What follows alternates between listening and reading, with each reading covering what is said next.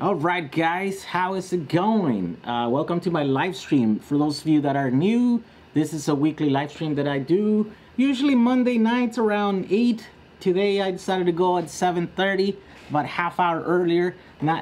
Every week I struggle to get in here and to settle down and make time to go live, but you know, we try to do it around 7 or 8. I know a lot of you get to see it because it's a little bit earlier. I know the East Coast people, and then you know there's an international audience here, so there's a lot of you guys that are in Europe and all over the world. I mean, Canada, Peru, there's like from everywhere, and so for some reason it just happens to work a little bit better. We're out a little bit earlier, so today we're about half hour earlier. So welcome to the live stream. Usually I just talk about whatever guys you want to talk about, and I try to provide a theme at the beginning, but most of the times we don't really talk about that one, other than me just mentioning at the top of the of the stream. This time around I wanted to talk about the fact that Elon Musk said that 2019 is the year of the Powerwall. There we go, we're living officially in the year of the Powerwall. Look at that, 10:30 p.m. in Toronto and the East Coasters. Yes, 9:30 p.m. There's a bunch of people, which is kind of late for them. But I'm glad that you guys stay up. We all appreciate that. And you guys can chat with me about stuff, about electric batteries, or batteries. They're non-electric batteries, electric cars, Powerwalls, DIY projects, right? So yeah, Elon mentioned that in the Y event, which I was not able to go because it was filled to capacity by the time I was sent an invitation by a few of you guys out there. Well, it was too late, right? So I couldn't make it. But yeah, he mentioned that this is the year of the Powerwall, and I believe that's to be true. Well, once because Elon says it, and you know, he's kind of a no BS kind of guy. But I think it's going to be true because I think finally I think the reason why Powerwalls haven't been a thing, you know, they kind of announced them and they sparked interest and excitement in the industry or in the circles or whatever, but I don't think they could ever make enough batteries to meet the demand of cars and also Powerwalls, right? So I know they bumped the price up a couple of months ago. I think because they just didn't want people to buy them, right? Because they're not ready. But I think in 2019, the production of batteries is going to finally meet the demand and probably exceed demand. So now they're going to be able to devote some of those batteries to the Powerwalls. And so we're going to start to see the Powerwalls really start hitting, you know, going out there and stuff. So the prices might come down. Will definitely come down. I want to make that prediction. They will probably come down by a lot, and so then it'll become a much more attractive product that, you know, than it already is. So I believe that's what he was mentioning, the fact that this 2019 is going to be the year of the Powerwall. But also in the DIY, for me, it is the year of the Powerwall because I'm finally getting ready to finish in my system, right? I've been kind of teasing you guys along for a while, but also at the same time, you guys are buying all these PCBs, and a lot of you guys are building these Powerwalls, and so, you know, there's hundreds and hundreds of projects, from little ones, you know, just little power packs, to big, you know, several hundreds of these boards, right? So 10 to 15 kilowatt hours worth of batteries using this stuff, right? And so I've been working a little bit to kind of finalize it because I want to make sure that you guys are able to put it together, you know, not just the hardcore guys that know how to, you know, know more about batteries than me, that know more about electronics than me, you know, also the guys that are just want to build a battery and put it in their garage and work. So I kind of have to hit up the whole broad spectrum of people that are interested in batteries, and because I have such access to so many of you and your question stuff, I kind of can gauge that you guys are all over the place, right? And there's quite more. I think the vast majority are people that just don't know much about batteries, and they don't want to know about batteries. It's just like, we just want to use a battery.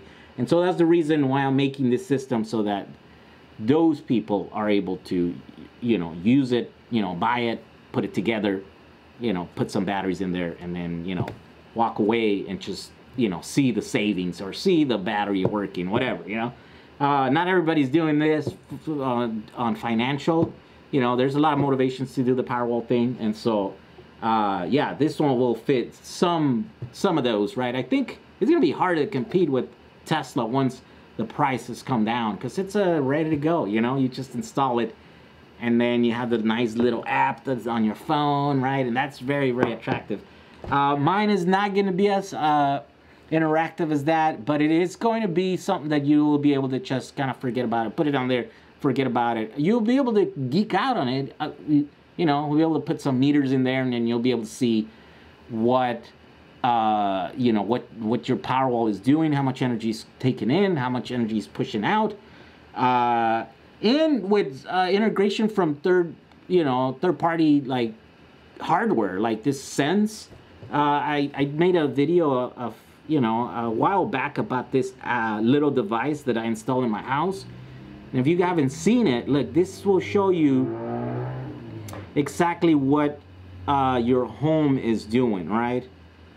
So right now my home is using about 600 watts. Look at that, right? So it shows you, and it's ramping up because the sun is down, right? It's dark in California already, but look, during the day, there was a lot of times where it was nothing, right? That whole hour there. This is the pump, the pool pump that came up, and that uses about 2 kilowatts. Yeah, look at that. Okay, 2 kilowatts. Yeah, but I'm supplying about 1.1 to 1.3 that is averaging here. Is because the solar is actually pushing energy, so it's some of that is using it there, right? But yeah, so this is a nice little device. It's about $300. It's just a little radio that is Wi-Fi enabled, and then it's got a couple of Hall effect sensors, and then you put that in several places. You put it in your, in your electrical panel, right? So you get to see what's going in and out the main, at the main entrance of the energy. And then you put some where your solar stuff is, or whatever generation, right? In this case, it might be a Powerwall, right? That charges at night and, then delivers energy during the day. So you'll be able to see the offset of each individual of these systems and stuff. And so that, my Powerwall is going to be able to integrate with that. And so, those, I think it's going to be cool. The one of the latest things that I wanted to do was monitoring, right? So it's a 7S, because it's 24 volts, and so 7 groups of batteries that you want to monitor, that you want to not necessarily like manage, but you at least want to be able to at a glance press a button and see like, how are my batteries doing today, right? Like every once a week or whatever, you can click on a button and check, and it looks like this is designed by someone else, someone in the community, Sven Throb. We started messing around, and I put it out there, and he just took it upon himself to design it so that it's compatible with our PCB board. So it's the same configuration. You can mount it on the very top. But I have visions. I mean, I kind of see this being mounted on the front side of a Powerwall, right? So let's say here's the board. All the boards are here, in a box, and then the front cover, will have this, behind a, like a dark, plexiglass or something, with the little window there, and then with a little button you press it, and then you get to see graphically where each one of your battery groups are at, So then you get to see if the line's across, then it's good. If there's a lot of this peaks and valleys, then your batteries need to be balanced, and then then you can take action as to however you want to balance. There's a few ways, right? Where I'm doing the BMS boards, and the only bad thing is those are off-the-shelf e-bike BMSs, and so those are designed to only balance once they hit the very top of the charge cycle. So after 4.2 volts, then they'll start balancing, right? And so because usually batteries we will want our batteries to last a long time, so we're probably going to set our chargers to not charge the battery all the way up, to charge it maybe like 90% depth of charge. And so that means that those balancing circuits on our BMSs and our battery on our battery packs won't engage, right, most of the time, right? And so periodically, I don't know how often we will have to do this, but every so often we will have to press that button and see like, that's, you know, our batteries are, some groups might be drifting off, you know, a few points here and there, a few tenths of a volt here and there. And so we might want to put like a button so that for one cycle it just charges all the way up, so that you can rebalance all the groups at the very top. And then, you know, the next cycle, then again, it's at 90 or 80, whatever that we choose to do. But I'm envisioning about probably 90% depth of charge, right? So yeah, 4.1 to 3 volts or 3.2 or something like that, you know. So not the very edges, you know, because that's where all the damage happens in the battery. So close. We're getting so close. This is I just got these and I'll populate. I'm kind of started populating them. I haven't soldered any of this stuff in here, and as soon as I get these working, then yeah, that's it. I mean, it's there. It's ready. We can get this done. You know, I can make my video explaining what the board is, you know, in detail with nice visuals. You know, put a little bit of thought in how because, you know, I'm not the most, you know, what's the word? I even forgot what I'm trying to say here, but, yeah, I you know, sometimes I struggle to say what I'm trying to say, right? Or to get my ideas out. So, you know, when I have more time, I can script up a video and it's going to be nice and everybody's going to see it. And then, you know, a lot of people are going to, I think, find it interesting, or, you know, they're going to want to buy the system, build it themselves and stuff. And that's all it's all about, right? Empowering you guys to, like, DIY something, you know, build a thing, to save money, or just to learn something new, or whatever your thing is that you want to do. So there we go. Let's now look at what you guys are talking about. So, okay, so every time we do a thing where everybody's from, look at that, Australia, Saudi Arabia. Wow, we have someone from the Middle East. We have Mexico, Australia, New York City's in the house, Denmark. Look at that. With a Tesla Powerwall 2 install. Let's see here. Can we talk about your grid tied with the limiter? Well, there's not much to talk about it because it's been sitting there since last week. I haven't really done much, but we can talk about it as far as how I understand that limiter or how that works. Santa Monica's in the house. Off-grid solar system for Central America. There you go. There's a lot of people that need it over there. What happened to my tripod? My tripods are right here, but I don't want to manufacture them because it's too much work. Too much work, and I want to get out of that. Again, I'm being pulled to manufacture stuff, right? But it, like, I don't know. This is a different kind of manufacturing. This is kind of open source. Everything's going to be available. You guys will be able to buy everything and then get it. You know, I am offering these PCBs right now kind of as a kit, where I buy everything from China, and then, you know, I warehouse it, and then when you guys order it, then it kind of goes out. We have a few pending orders right now, but it's like you don't have to wait the month, you know, up to 6-7 weeks or something that some of these parts take to come from China, because, you know, who wants to wait that long, right? I mean, but 2 months from now, you might lose interest and stuff, you know? So I'm doing that. I'm providing that right now, and I mark up a little bit so I can make some money and pay someone to help me, you know, fulfill the orders and all this stuff, right? But for the most part, this is open source. You'll be able to get it.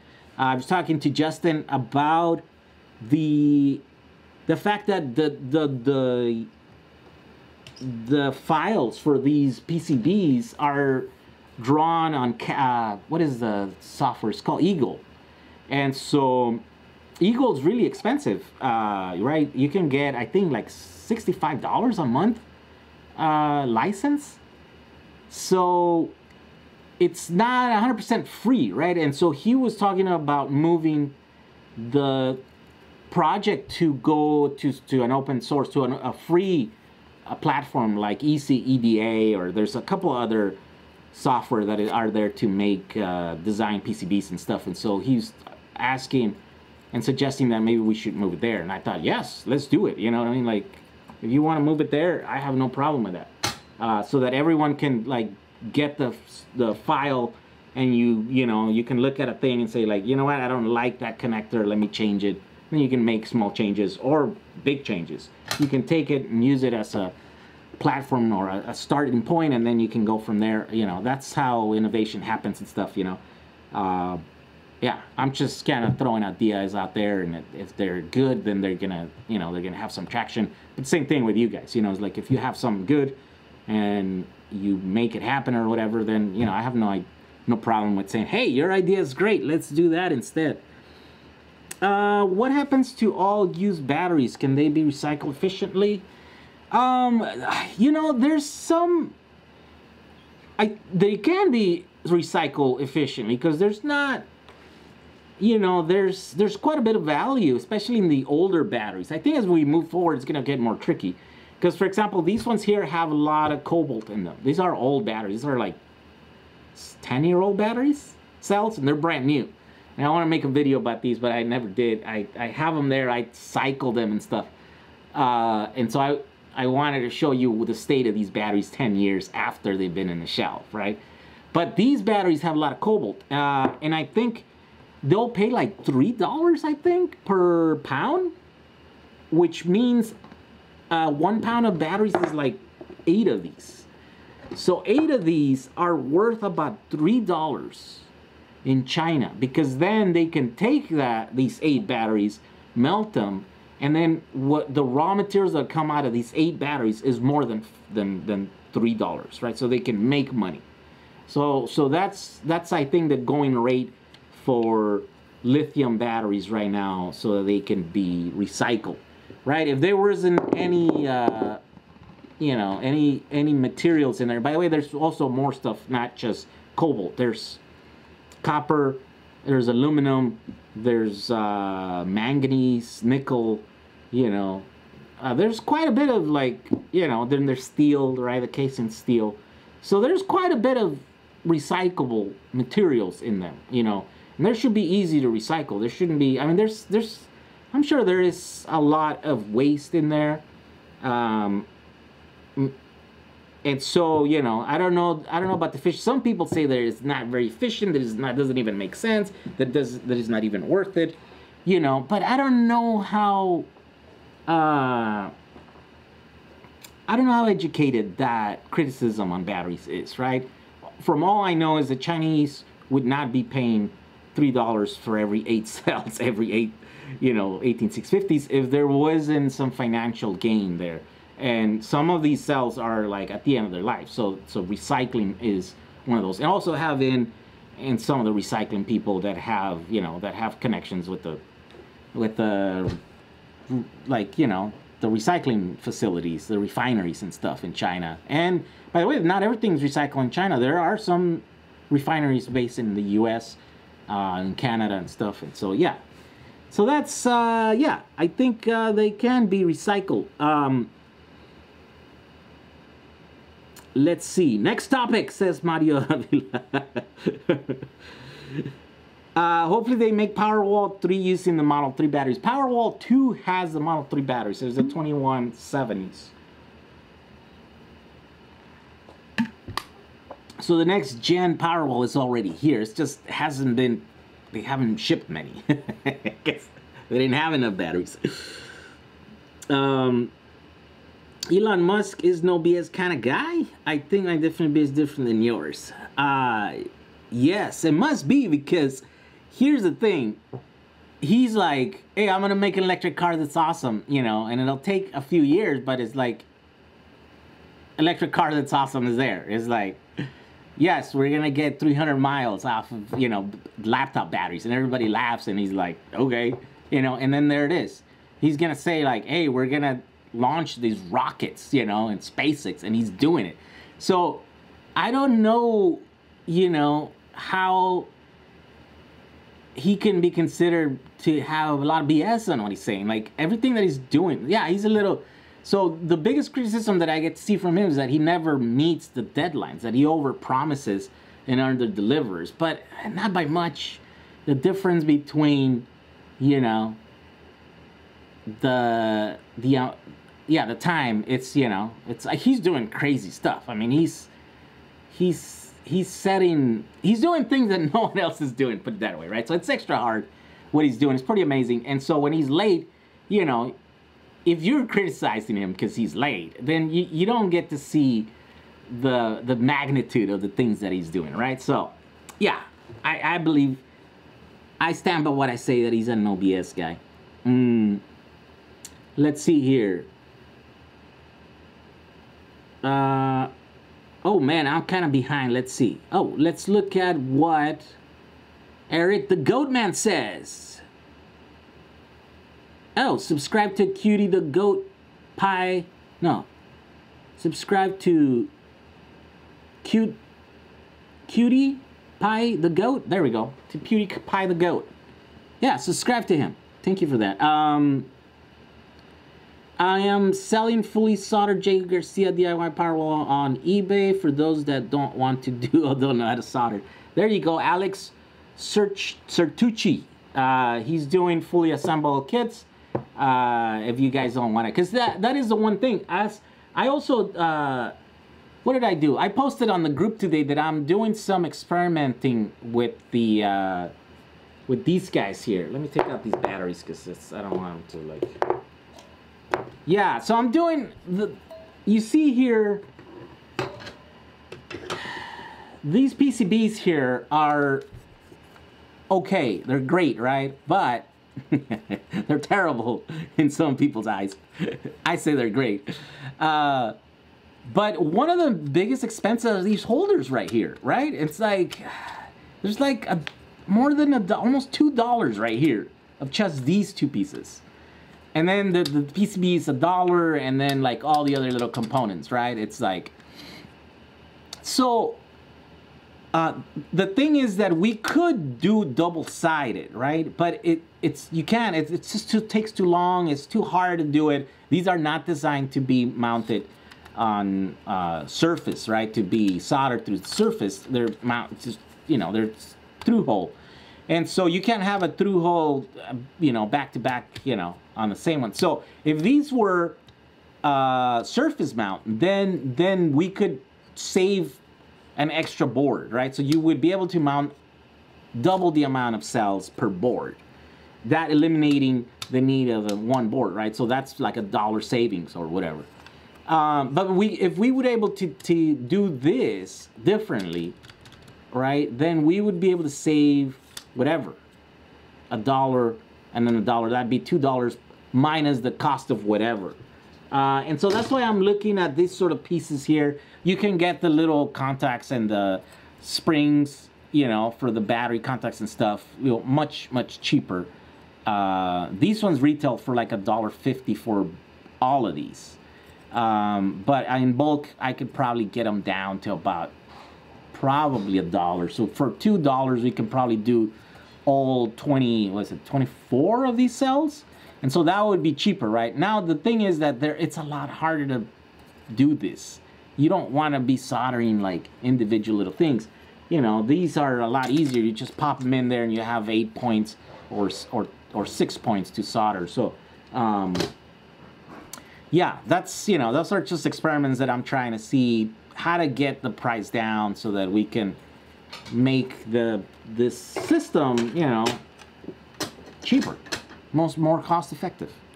And then what was I talking about that? I don't know why I started talking about that. Sorry. There's a website, Battery University, completely free, tons of informations. There you go. Just look up J. Garcia Powerwall, should pop up. Yep. There we go. Oh yeah, on YouTube, right? I mean on eBay, I guess. I want to take my home off the grid. Yeah, that's possible. Um, yeah, and I guess I will have several versions of my Powerwall, right? One is going to be for off-grid, and then one's going to be for like grid tie style. Grid tie style. Yeah. I don't know. I have to look into that whole certification of that stuff. You know, yeah, see if we're gonna be able to, I don't know, it might be worth to certify, UL certify, right? So that you can install it, pay some electrician to come and do it, and then, you know, still have all the legal requirements and stuff.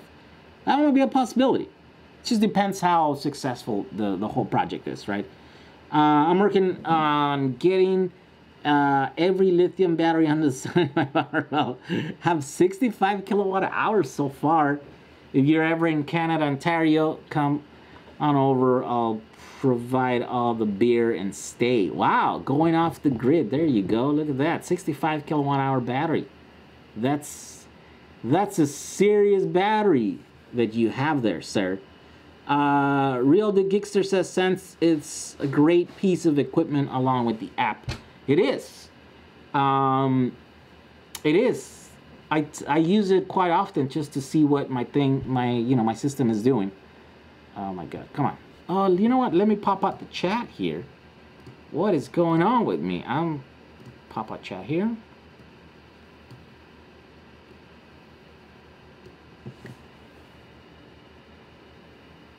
All right, here we go.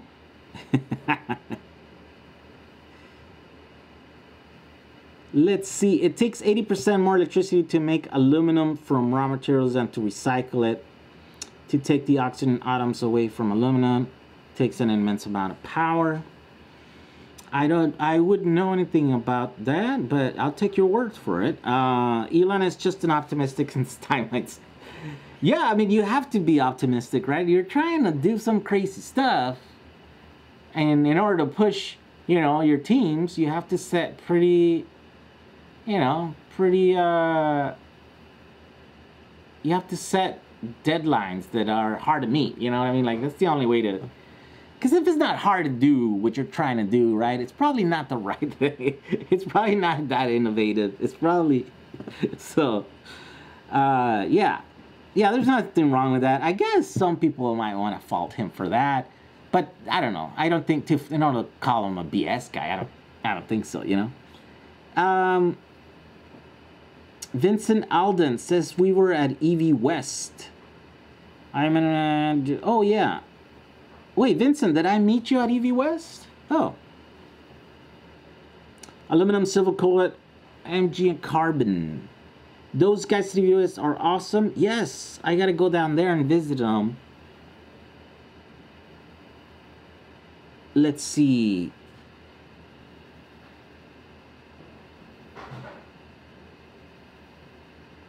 Just wish their stuff wasn't so expensive. Yeah, I guess it can be a bit expensive, but you know, it's kind of cutting edge right now. It's still not, you know, it's hard. I know it's hard. Let's see. Lopez Noe says, I have the complete kit with 3 BMS on eBay. Oh, really?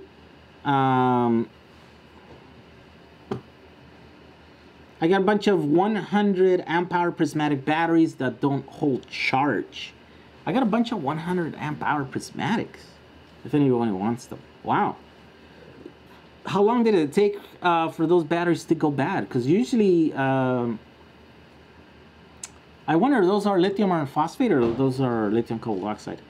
Many cities, counties, states say you can't take your house off the grid and they'll condemn your house. No electricity, no water. They say check it out before you go off grid entirely. Yeah, and by the way I suggest you go off grid if you're in the cities is just set up your system off grid. But yeah, legally I think on a lot of places you can't turn your service off. And I think that's not entirely a bad thing. Because again, like I said in the last stream, you could use the grid as a backup.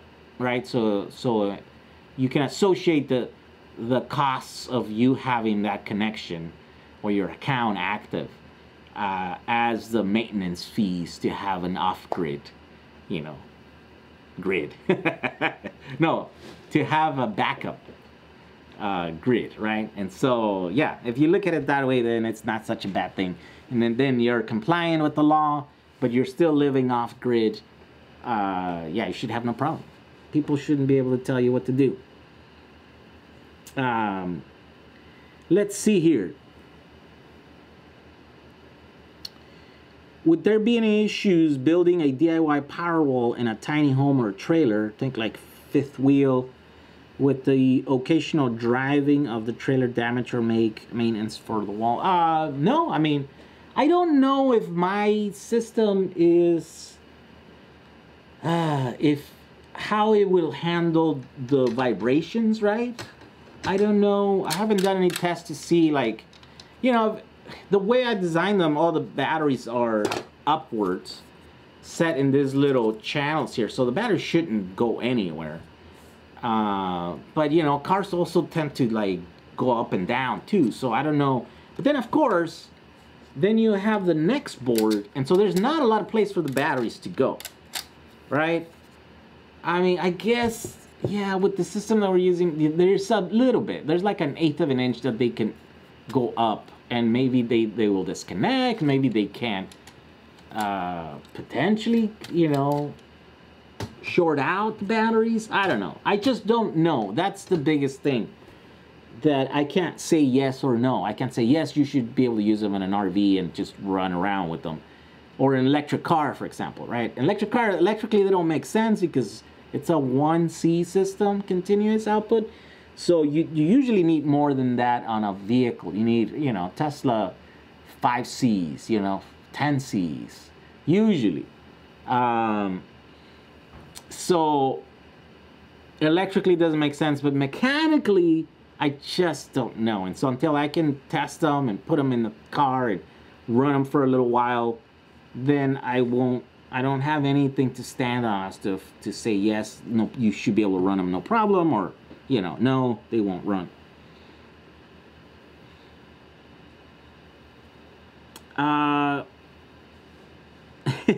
They also threaten to take children off of homes for child abuse if you're disconnected.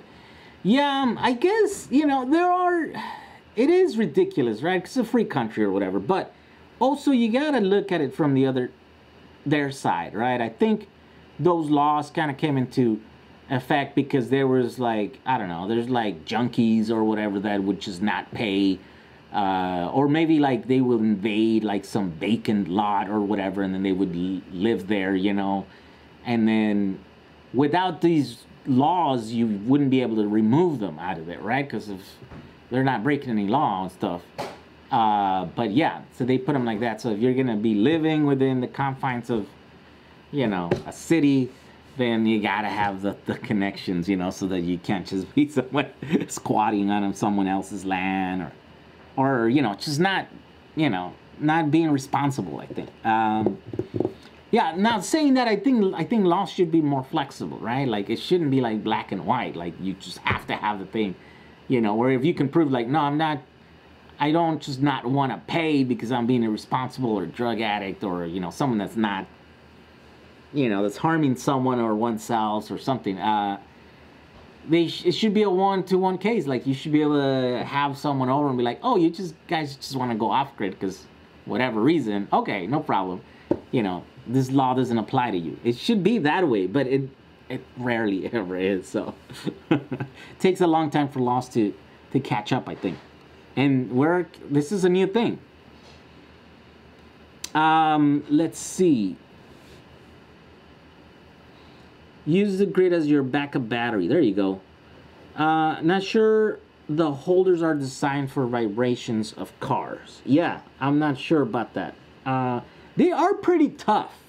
I will tell you that when you put the batteries in there, they go in tough and they have a lot of pressure. So probably, I don't know, they probably wouldn't have a problem. But again, I have no experience. So yeah, if you guys want to test that out, you know, you're more than welcome. And then you can share your findings. Go to our Powerwall group on Facebook, James Powerwall, DIY Powerwall, and then you can share your findings there, you know. There's quite a bit of, you know, there's a lot of testing, like those batteries that we're still cycle testing and stuff. Those are pretty cool. You know, yeah, I guess it's one cell, right? But it's more than just believing the manufacturers, or it's more than just having an idea, right? Like, we don't just want to be like, oh, I think this is the way that is, and I have no proof, but it is what it is, and I'm gonna believe it, right? So it's like, at least test it, you know. Test it. That's the best way to find if something is what it is or what they say it is.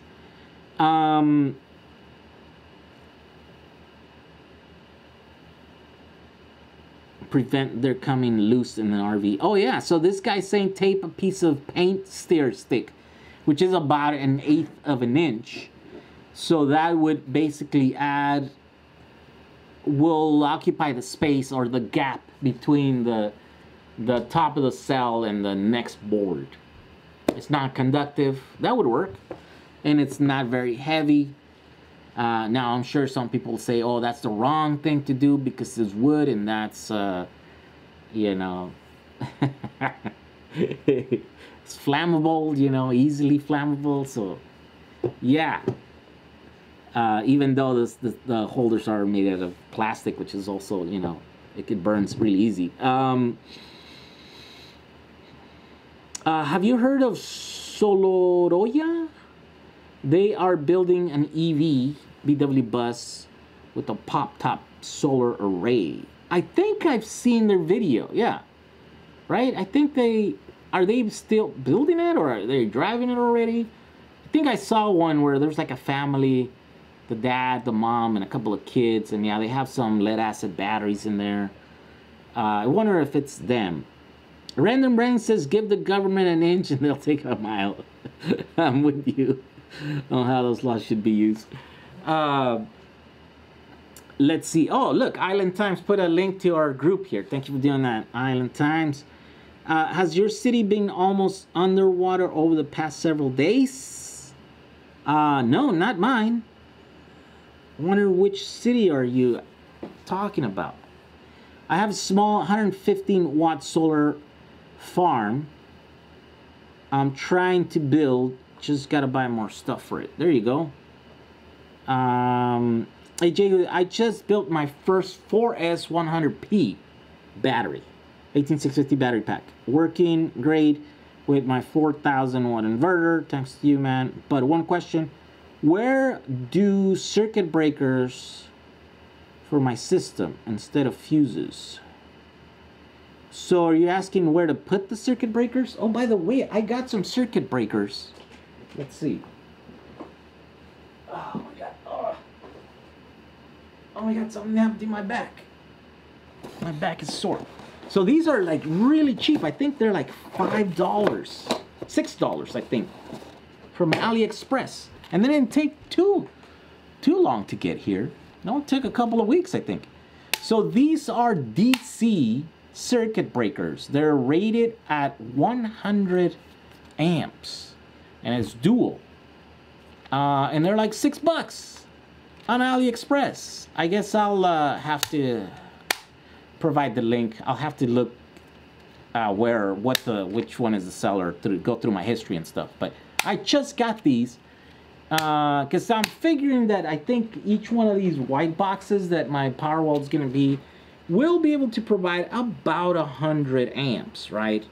And so then if I put one of these inside, then it's fine. You know, if it goes over that, then it breaks that. And hopefully this is less than all the little fuses on each individual board. And so if this gets triggered, then that means those other ones won't get triggered, right? So this will go first, and then that saves you all that work of, you know, trying to replace or resolder a bunch of, like, you know, that's, yeah, you don't want to be doing that. And I believe, let's see. No, these are tied together, so it's like both of these are on or off.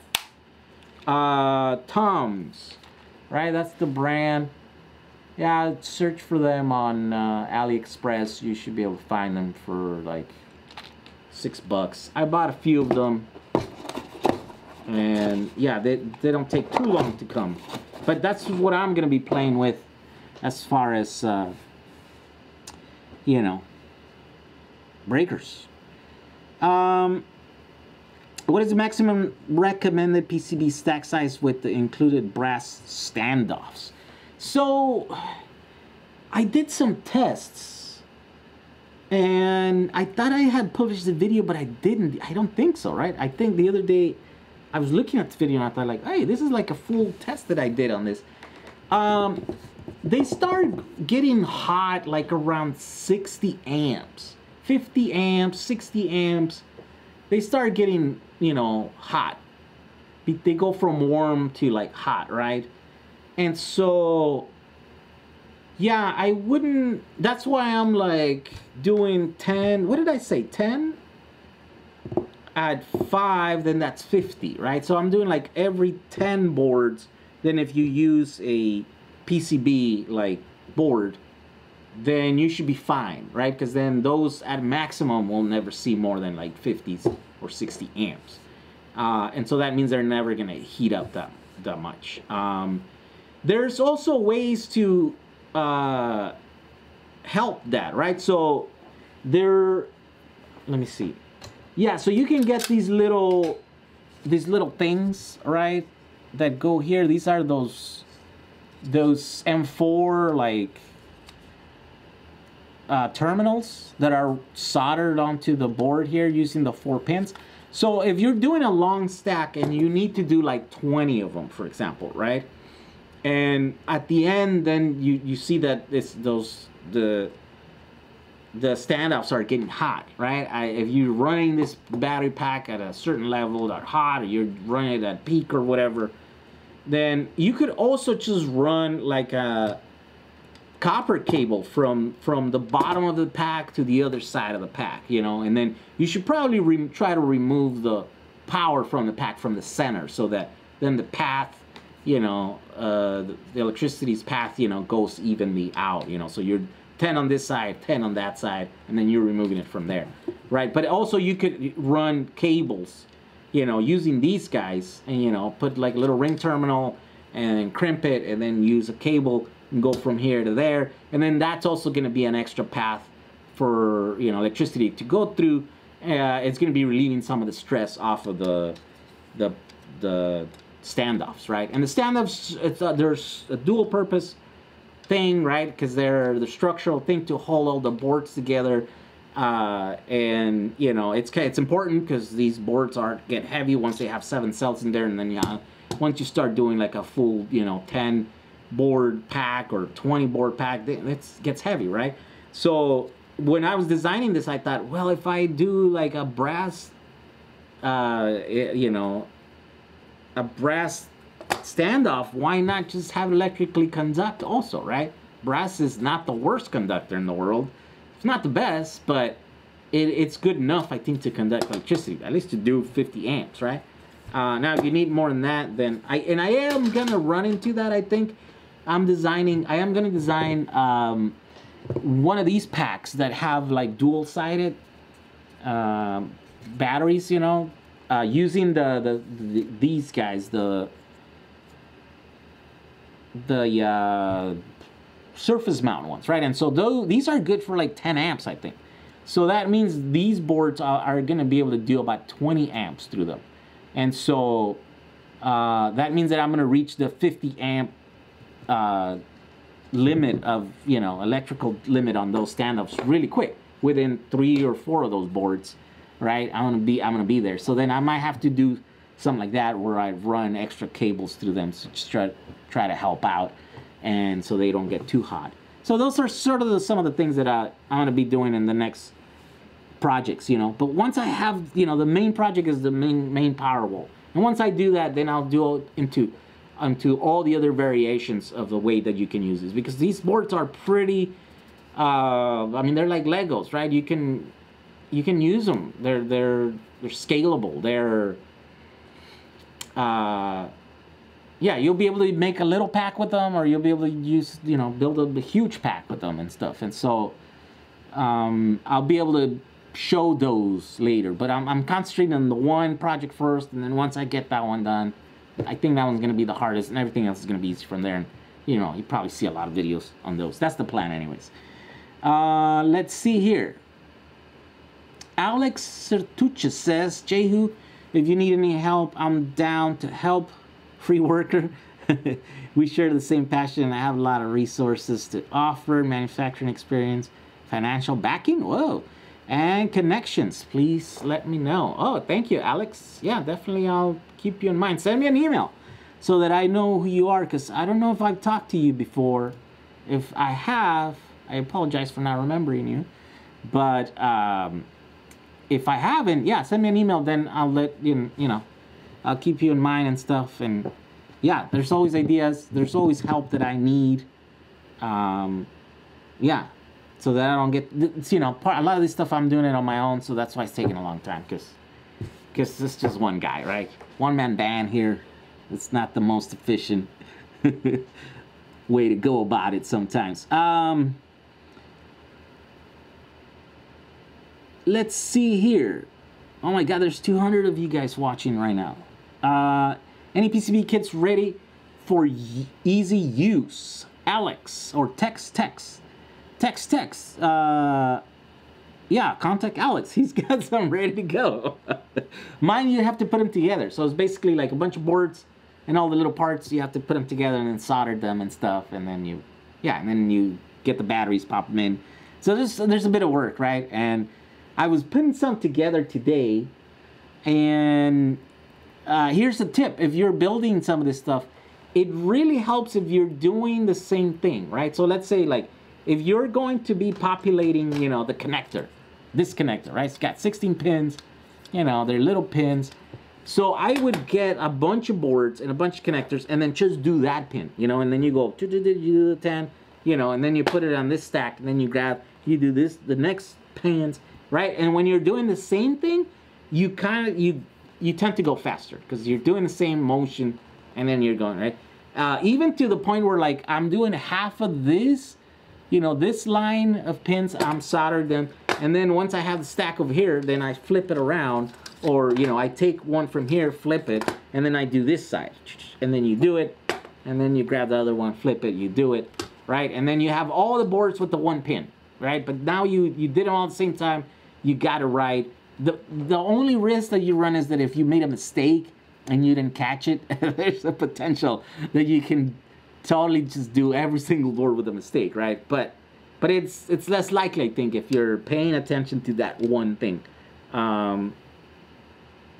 Then what you do is then you mount all of these boards, the little,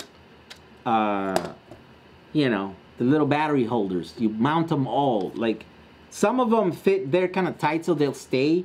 And then I'll make a stack of them, right? And I'm just putting them on there. I'm not soldering them. And then once they're all assembled, then I just take the one and then solder the, flip it around, solder, and then take the other one, solder it, you know. But I'm not doing a bunch of different motions to do the thing, you know. And so I tend to go really quick that way. So if you're building, you're gonna build a bunch of these, then you're gonna be able to fly through them if you do that. If you're able to have all the stuff, you know. And I haven't been able to do that. Like, I want to do that for the video where, like, this is the box that you get from me, you know, all the parts are there, you have your working area there, right? And then yeah, you go, right? And I haven't had that, because mine is like, oh, let me just build 10 of them so I can do this one test. Oh, let me build these other ones. Oh, I have those 10. I want to put like a 20 pack or 20 board battery. I'm like, oh, I have those other 10s that I was using for, oh, let me take those apart, you know, and then I just make 10, you know. And so I'm just making so many projects at the same time that I haven't really had the chance to do the thing and figure out how long it takes. I know I get quite a bit of those questions. How long does it take to build that and whatever. Let's see here. Going off grid, come to Saskatchewan. Power has no problem letting you go off grid. Really? Wow. What do you use to connect the ribbon balance cable to the BMS balance leads. What do you use to connect the ribbon balance cable to the BMS balance leads? Some sort of IDC breakout connector? No, it's in the same thing. Wait, do I have one? So the BMS board lays on the same stack as the other boards, right? Where are they at? I don't know. I don't have any here. So anyways, it lays down there, and so it's got the same pins in the same place, so it's just another connector.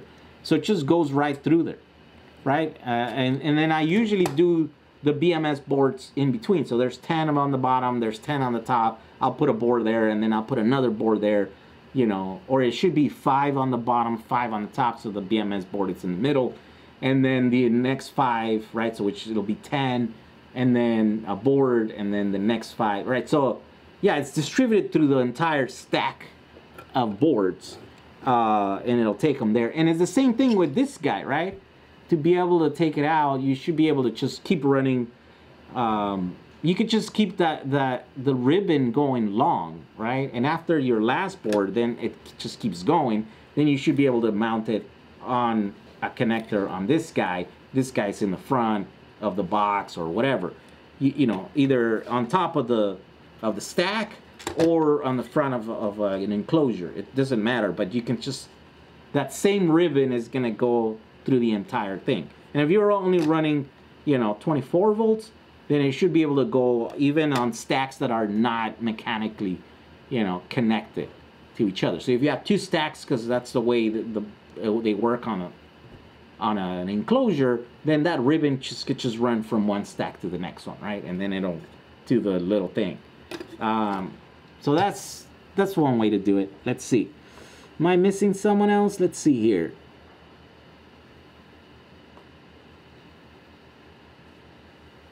Do you use a DC to DC voltage regulator for direct solar use ever as test any of the video? DC to DC regulator. Well, yeah, but those, I don't know. So I don't know what you mean, right? Like the solar charge controllers are DC to DCs. They're just kind of specialized DC to DCs, right? They have another circuit that's called, well, a pulse width modulated circuit, where it, you know, it tries to make the best or load the panels at whatever's the most efficient. And then the maximum power point tracking circuits that also do that, but do it actively, so they don't just keep running up and down, and when they see more power coming off of the solar panel, then that's where they stay, and then they scan again, you know, if that changes or whatever, with the amount of sunlight and all this other stuff. So it's a pretty active, it's a variable input DC to DC, basically, so that has a wide variance of voltage, because that's what the solar panels do.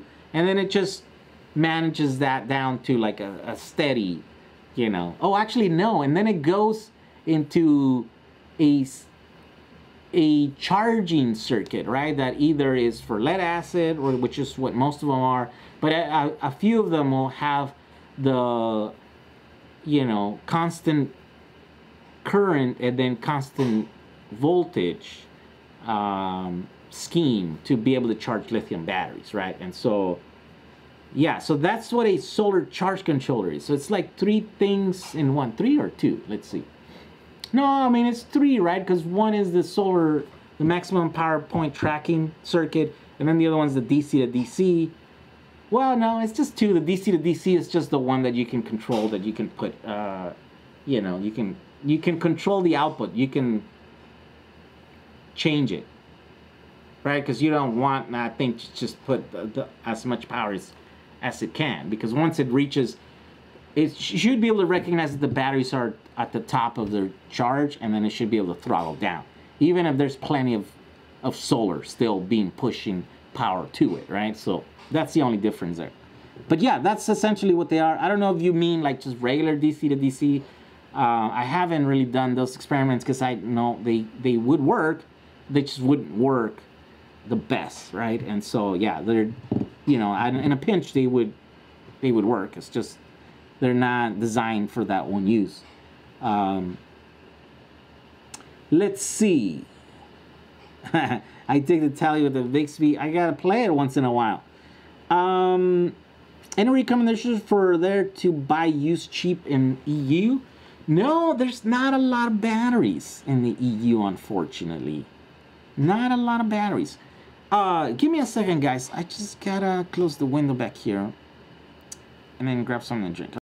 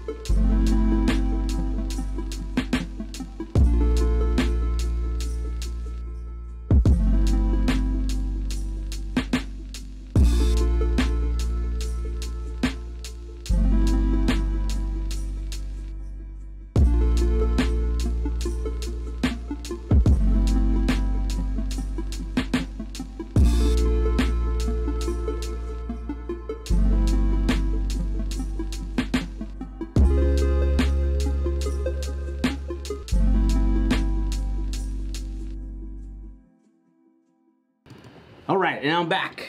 Let's see. What are you guys talking about here? Are you in the U.S.? I don't know if you're asking me, but if you're asking me, yes, I am in the U.S. If you want to let me crash on your couch, I'll do all your mindless work, soldering, connecting cables, and testing batteries. I'm gonna have to get someone pretty soon because I'm pretty slow at doing all this stuff.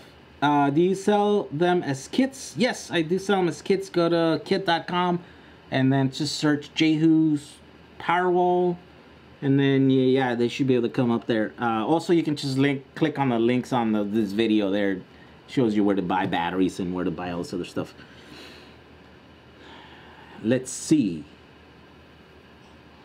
South Africa. Wow. Wesley Marvelous is watching from South Africa. 5:16 in the morning. 5 a.m. Look at that.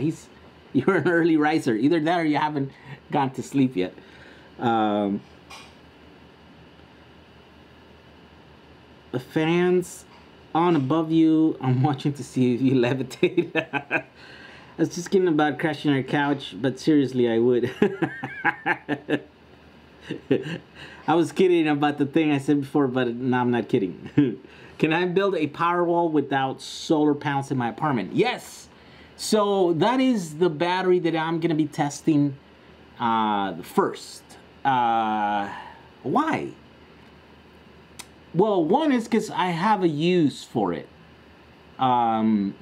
Where we're doing like where all these PCB kits are being fulfilled from, they are on time of use, and you know, electricity is cheaper at night, and so I'm like, oh, I can just put a little battery here and then charge it at night, and then during the day just discharge it, right? And that should help you. That should lower your bill at the end of the month. How much? I don't know. We'll see. You know, how much can we do? Depends on the battery size, I guess, right? But I'm like, let's start with a little battery. Let's get one of these little boxes, fill it up, put a little charger, put the thing, and it'll be a nice test, a case test for like the future ones, right? I will be able to use those here to also, because that is the case. And by the way, you know, like I had a guy show up yesterday trying to sell me solar. There's like they come often, and I always get into conversations with them, right? And I always start asking them questions. It goes into like they're doing their pitch, they're trying to sell me something, and I'm like, look, I'm not the owner here, so it's not my house, so you know, there's not much I can do. And they're like, oh, and then I go into the offensive, and then I start asking them questions like, wait, so tell me about your thing, you know, how many houses, how many in the neighborhood, whatever. And I asked him, and he showed me this map on it. Oh, it's gonna be hard to see it, but this is a map of my neighborhood, and every one of those little dots is a house, but every one of the yellow dots are the people that have solar, and they have solar with that one company. There are houses in between those houses that have solar with other companies, right? And I was like blown away. I'm like, wait a minute, there's like one house, another house there, another one there. I was like, that's like 20 homes just in my little neighborhood here. Like, and you know, probably 1/3 of the other dots that are not here have solar with someone else, like I said. So it's here. I mean, people have solar already, and they don't have an off-grid system. They don't have a DC system. They have a grid-tie system, right? Which is basically solar panels, an inverter pushes everything to the grid, right? Everything that's not being used gets off to the grid, right? So in order to use that Powerwall, the one that does not require solar, that's what's required for those systems, because it's a solar system that's standalone. Most of the owners don't even own it, right? So it's someone else's equipment. It's just there. You just have a contract with them for 15, 20 years or whatever. So those people, they have to be able to use a battery that just connects to the wall and then just takes energy and then pushes energy, you know, at different times. When there's a surplus of solar energy, you can take energy, charge those batteries.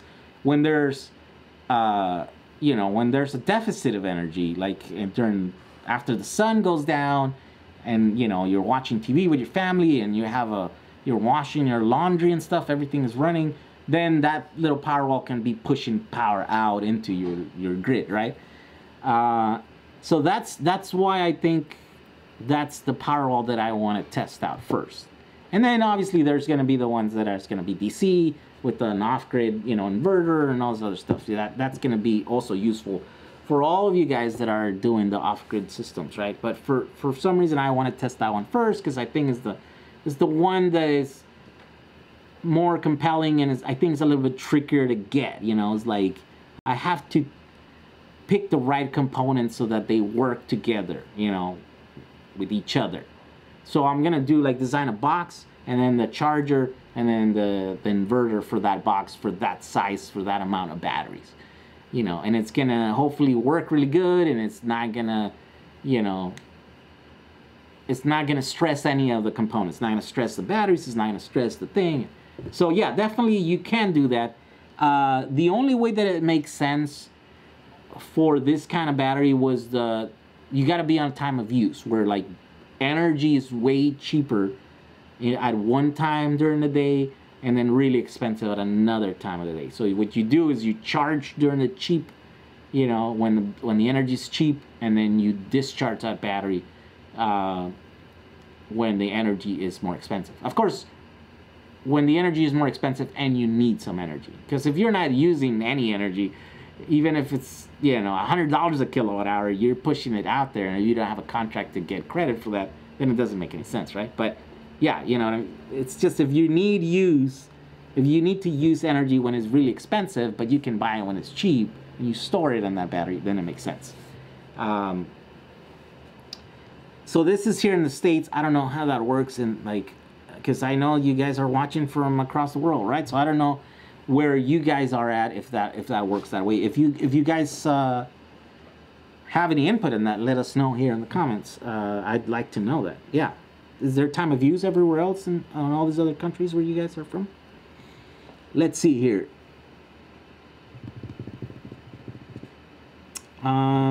Your channel is just awesome. I watch your 2017 Powerwall DIY once a week on a basis. What? You're watching it repeatedly?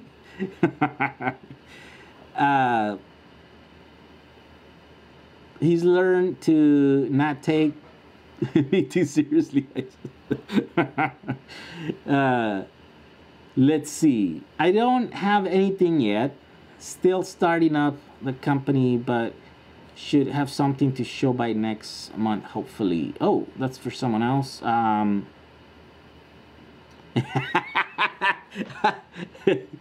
I'll hear him reading comments around mine and then just laugh. I read around everyone's comments because there's just too many comments. I want to know if I had 7 100-watt panels that only got maybe 2 hours of light per day, would it be worth using at all? I mean, well, I don't know. It depends, right? Let me see. Am I clipping? I'm gonna lower the volume here because my thing says that I'm clipping. It depends, right? Like, I don't know if you're asking like compared to the cost. You know, if they cost an X amount and the amount of electricity that I'm gonna get out of them, or power or energy that I'm gonna get out. So I don't know what your criteria is for evaluating if they're worth it. Of course, they're worth it. Why are you only getting sunlight for 2 hours a day? Is that because of where you live? That means if you're like living like the Arctic Circle, for example, and you only get 2 hours of sunlight, then it's gonna be very weak sunlight, right? Because it's gonna be like in the angles just over the horizon, and so yeah, those 700 watts of solar panels is maybe gonna give you maybe like 100 watts maybe for 2 hours. So you're gonna maybe get like 200 watt hours. So I don't know if that's worth it. It's like, and if you have to pay a ton of money, I mean, it might be where like that's the only way you can get energy, right? Or it might be like, well, no, I can just get it off the grid and it's cheaper. Yeah, so I don't know what the whole criteria is for evaluating if they're worth it or not. But they'll definitely make energy. It's just, those are not optimal, conditions for that equipment to run, right? Like 2 hours a day. And then why? If it's because you could, I don't know, there could be, I guess, other reasons why they'd only get 2 hours of sunlight, right? Maybe you're in the equator, and for other reasons you could only get, but those 2 hours are going to be like, from noon to like 2 or something. Those are the 2 hours. Then that's a different story. Then you might be able to get like 700 watts per hour, right? So you might be talking about a 1.25 kilowatt or 1,400 watts hours, out of those 7 panels. So yeah, again, it's kind of hard to. Let's see here. Now we know it's really live. Were you guys really? Come on. Who's doubting that? Jehu, that's great videos. I enjoyed. The worst part about, okay, so that's probably not for me. Is that for me, Random Randy? Come on. You guys are having a whole conversation. I've installed a Sonnen quite a bit. Nice batteries, very busy install. That BW bus is them. They are building a new BW bus with Tesla modules for redo. Has 3 kilowatts of solar on it. You should check them out on YouTube. Okay. Yeah, 3 kilowatt of solar. That's quite a bit. That's not shabby.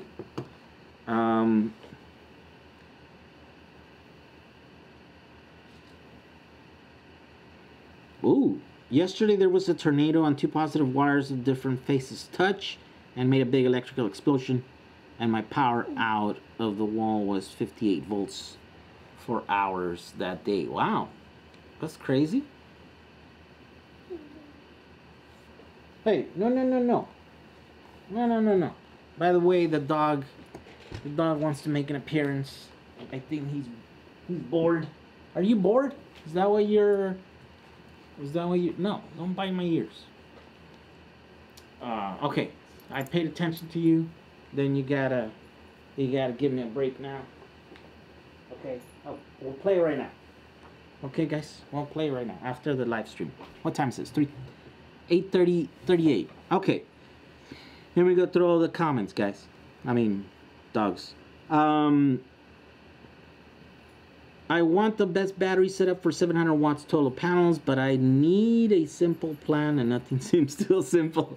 Yeah, but I guess batteries can seem confusing and daunting at first. You just kind of got to stick with it, and then you'll get it. Now, if you need 24 volts, there's a system that we're making here. You just pop them on. You build this thing, you solder the little things, pop them on, 24 volts. There you go. You just keep adding more boards, and then the system keeps getting bigger, but it's still 24.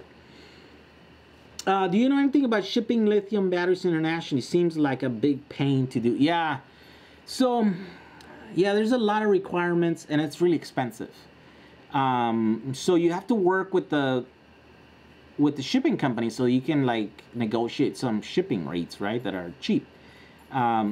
We were almost there. I had a partner that went through all the trouble and got that, and then after that, I don't know, he didn't care. And so then as a result of that, he let that account go, which is terrible because he spent like a month setting that account up, and then, you know, he never paid it. I keep getting still from UPS like, hey, pay the, it was thousands of dollars I didn't pay, right? And I wanted to like first say to them like, hey, I'll take ownership of this account. I'll pay the debt, right? If I can be made the owner, because I wasn't the owner, right? That's how the guy set it up. But UPS sucks so much that, you know, the person that could help me wasn't working. They were on vacation for weeks. And I'm like, what? And then by that time, the account was going to be beyond suspension, and it was going to be really hard to get it. So I was like, forget it. I don't even want to go through the trouble of that. But yeah, definitely shipping internationally, it's tough. You got to have some certifications.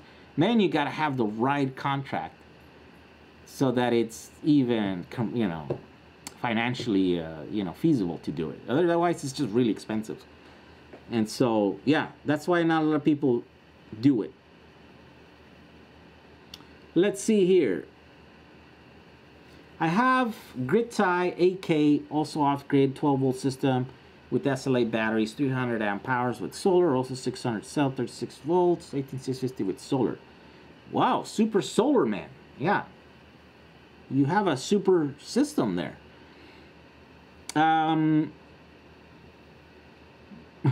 Is this live stream? Yes, this stream is live. Show me how to make a Powerwall, a power DIY e-nail dag rig. What's an e-nail dag rig?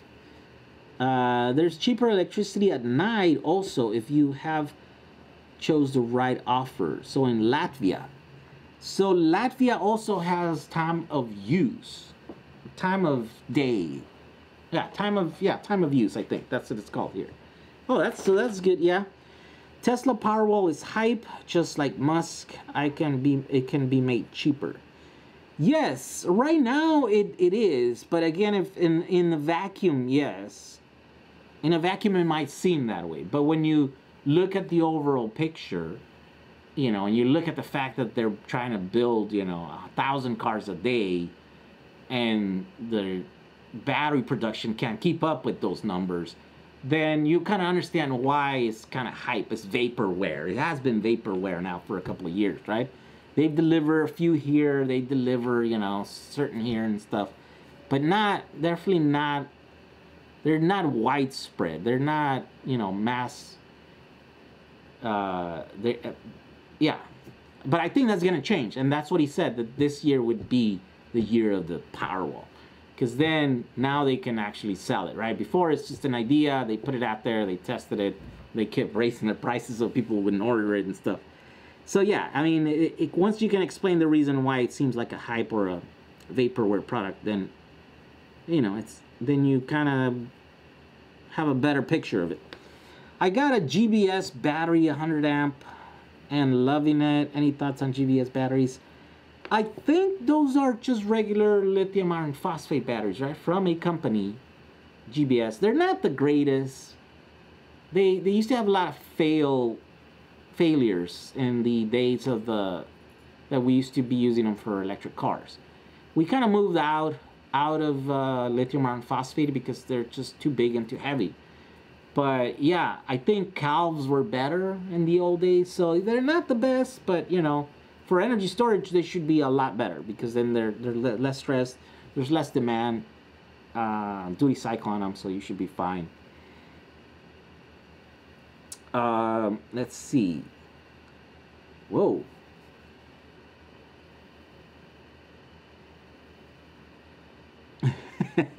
How did you like Tech Direct? Oh, like. I have some problems with Tech Direct, right? Like, So I'll give an example. Tech Direct is a company here in California that is it's recycling. It's just like they're in the recycling business, right? And they have a lot of batteries. They have a huge contract to get those Nissan Leaf batteries, among a bunch of other ones. The problem with them is that they don't really want to spend the time to offer like good value, I think. You know, like for example, like Tom does, right? Tom is also a recycler and he's getting all these batteries, but he's specializing in batteries. These guys are doing a bunch of other stuff. And Tom will go to the trouble. I mean, he's guaranteeing those inverters. Yeah, they're new in the box, but I'm like, why are you, well, okay, I guess I'm not gonna argue with you. He's guaranteeing them. Like, I think, like he said, 30-day guarantees, you know, no, just to weed out any DOA. It's like, this is possible you're gonna get a dead on arrival unit. And, you know, this is a recycled units, like, for people that kind of, like, and they're a fraction of the cost, right? So they're so cheap, those inverters that he's offering.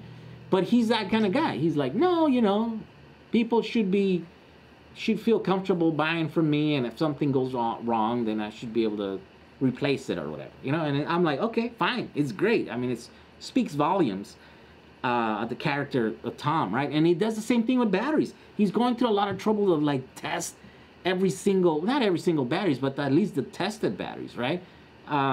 He was selling Cal battery bricks that he was testing. That's a huge undertaking because there's a lot of energy to move around on those batteries. They're big batteries. So Tech Direct wasn't doing that. Tech Direct, you know, they put this big table where they balance the cells, but they balance them in the middle at 3.6 volts. That's useless. You can't balance the cells there. I mean, all it does is guarantees that you're going to get a battery that's at 3.6 or whatever the average is for the big number of cells that they get. But they're not really, like, they're not load testing, and they're not capacity testing. And so, you know, they send me a unit, you know, they send me batteries, or they're advertising with full specs, like when the batteries were brand new. And then when I take them here and then I test them, and I'm like, hey, these are like 50% of that. They're so degraded, right? That they're like 50%, and you guys are not even testing them. You know what I mean? Like, I don't know. It's just hard. How can you sell that, right? And by the way, the price of the batteries doesn't reflect the fact, like, okay, you're getting batteries that are like almost done, almost gone, right? But they're super cheap. You can get like a huge battery for like no money. No, it doesn't. They're kind of like, the prices are kind of high. It's untested batteries, and they're hard to work with because they always want me to go over there, and it's like an all-day thing. They didn't want to give me, like, you know, basically what Tom is giving me. You know, they don't want to pay me for my work. You know, they're like, well, your videos get hundreds of thousands of views, but we don't want to pay you. You know, just take a few dollars here and there, and then do all this work for us. And so I don't have a lot of, there's no incentive there to push their batteries. They're not that great. They're not the best sellers, and they don't want to pay me, and I can't make money off of them. So yeah, that's just the way it goes. Yeah, they have a lot of batteries. I mean, they have warehouses full of batteries. And some of them were great, and some of them were cheap, right? I was able to, when I was there more actively with them, I was able to, like, kind of pressure them into giving like $150 a kilowatt hour battery prices, right? And so I go, that's where I'm comfortable selling these batteries. That's where the sweet spot, I think, where like people would buy them. I think I even had one offer where I did $100 a kilowatt hour on those Bosch batteries, and you guys bought a bunch of them. And so that was great, because then that's, but yeah, I don't know. That's why you don't see too much of those, of me pushing their stuff. So yeah, for now, I'm sticking with Tom. Tom's the good guy. He stands behind his batteries and stuff, and you know, for the most part, they're good. If he sends you a bad battery, he'll usually replace it. He'll send you more, or refund you. You know, he's you know, stand-up guy.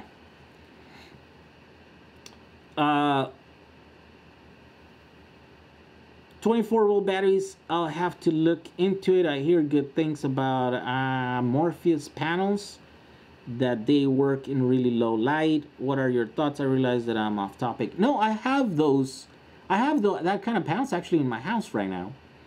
They're not the most expensive. They're not the smallest. They're kind of big and they don't produce a lot of energy. But yeah, they produce way more energy than like cloudy days than the other ones. So there's benefits to that, and they're flexible. So I can just roll them up, put them in a box. I can put my entire system in a little box, and it will take me a whole hour to go and remove it. So I like that. It meet those criterions. Do you think the Matrix is real? Of course the Matrix is real. We're living in the Matrix. Swiss made a Powerwall out of big bricks. Seriously. An electric motor lifts weights. If solar makes electricity at night, the bricks will move down and spin a generator. Is that future? You know, yes. I mean, it's a weird thing. But utility level batteries come in many ways, right? And there's the lakes. Here in the States, we do the lakes, like probably around the world, where that's what they do. They pump water up a mountain in a lake that's high, and then whenever there's a need for, energy, then they let that water flow down, and then they, through turbines, and they generate electricity that way. It's essentially a battery. It's just a hydro battery, right? These are chemical batteries, right? But like, you could have a mechanical battery. Another example, that's a giant spinning disc. They just get these giant discs, they make it spin, they use energy, right? And it stores that energy spinning there. Once it gets spinning, it just doesn't take a lot of energy to keep it spinning. A lot of the times they remove the air off of the whatever enclosure this disc is on, so that there's no friction, right, to gas, so it's in a vacuum, so that just spins there like forever. And then when they need that energy, then they just turn that motor that is attached to it into a generator, and then they take, of course it's like short-lived, right, because it doesn't take, I don't think that thing spins for more than 10 minutes or something generating electricity. But in a pinch, on a search or whatever of the man, it'll serve its purpose, and that's what they do. Same thing with the weights. I think it's a battery. It's a mechanical battery made out of weights, bricks. It works. Why wouldn't it work? Martin Bogoni says, Bogomolny. I just got back 50 21700 cells that I sent you from back. Oh, you did? They did 3 delivery attempts. I'll resend them tomorrow. How did you send them, Martin? Don't send them in a way that I have to sign them, because don't do it, because they won't try it. For some reason, the mail people here, my mail carriers, they don't get off the cart, and instead they just leave a note that says, "Hey, we tried you, we missed you." I'm like, how did you miss me? I've been here all day. Like, I literally saw the lady put the pink note on the thing, you know what I mean? So then they put it on me now to go to the post office and try to figure it out, right? This time around, I didn't even get the notices. I didn't get that they tried to. But that was if you ship them USPS. So, yeah, try to get it in a thing where it doesn't have a sign. Because if they miss me, then they don't do it, and then so how much are the Tesla's Powerwalls, and is it illegal in California? No, so Tesla's Powerwalls are expensive right now. I think each one, how much is it? Like $7,000-8,000, I think, per Powerwall, and it's 14 kilowatt hours. Plus, there's another $5,000 to like $10,000 like installation fee, which I think it's a lot. Because it's literally just plugging in 3 wires. You bolt the thing to the wall, and then I think there's a couple other like little, controlling circuits or whatever. But yeah, there's not much to it. But I've heard that it goes from $5,000 to $10,000 to install it, which is crazy. They're not illegal. You can get them. You just have to, go through the whole, process. There's a process that you have to go, and I don't know how elaborate it is. I think it takes a while. You have to have it installed and permitted and then inspected and so there's stuff. I've been considering my own DIY UPS for a server rack in my house. Plex, your videos have been a big help. There you go, Plex. That's for video, right? Plex server. I finally bought 48 Samsung 25R cells, pre-tab, so guaranteed quality connection. There you go. Tesla's Powerwall is completely legal in California. Tesla is based there, but you can only use them in grid-tie systems. Who's Tom? Tom is the guy that I used to sell, or that I partner up to sell batteries with. Yeah, if you look down on the thing, there's a frequently asked questions section, and one of them is where to buy batteries, and then there's a link to a bunch of sources where I have, but most of them are his. Because he's got the best deals, and a lot of them are tested and stuff. What do you think about off-grid solar and hydro with battery for homestead farm? Yeah, totally. You could totally do it. It's a little. I mean, it's got a different set of challenges, right? Like you have to have a big solar system so that it charges your entire battery in 5.5 hours or whatever your sun hours are at. And then after that, you have the right system to be able to discharge the battery at your biggest load. So whatever is the biggest load that you have, your inverter should be able to handle that. But yeah, I mean, if you and then you size your battery, and then you have to add, because if you're totally off grid, then there's no backup, right? So that means you have to have, I don't know, I'd say 10-15% of headroom in there. So that means your system has to be sized bigger so that you can have, a rainy day or a couple of rainy days and still be able to have energy, not run out. So yeah, it's totally doable. It's just, yeah, it's going to be a larger system. What is the best cell to buy out there now to build with? Where to buy them and how? That's a hard question because there are very different kinds of criteria to take to decide if what a cell is better than another. But you should take a look at Tom's DIY battery. Wait, what is it called? No, batteryhookups.com. Yeah, batteryhookups.com. There you go. Check out this website. This is his thing. There's a ton of batteries there. Like I said, this guy stands behind all the product. He'll give them to you cheaper if he doesn't test them, but he did batch testing, so that means that at a whole pallet, he'll take a few of them and then he tested them, and then he'll sell them. And then there's a bunch of them that are like tested. Each individual cell that you buy will be tested and labeled. I think some of them are labeled.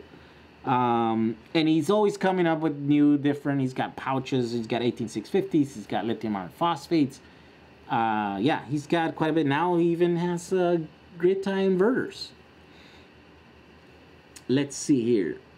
I have a server tower power or setup at my house. The owner was military intelligence. I made the joke on the walkthrough.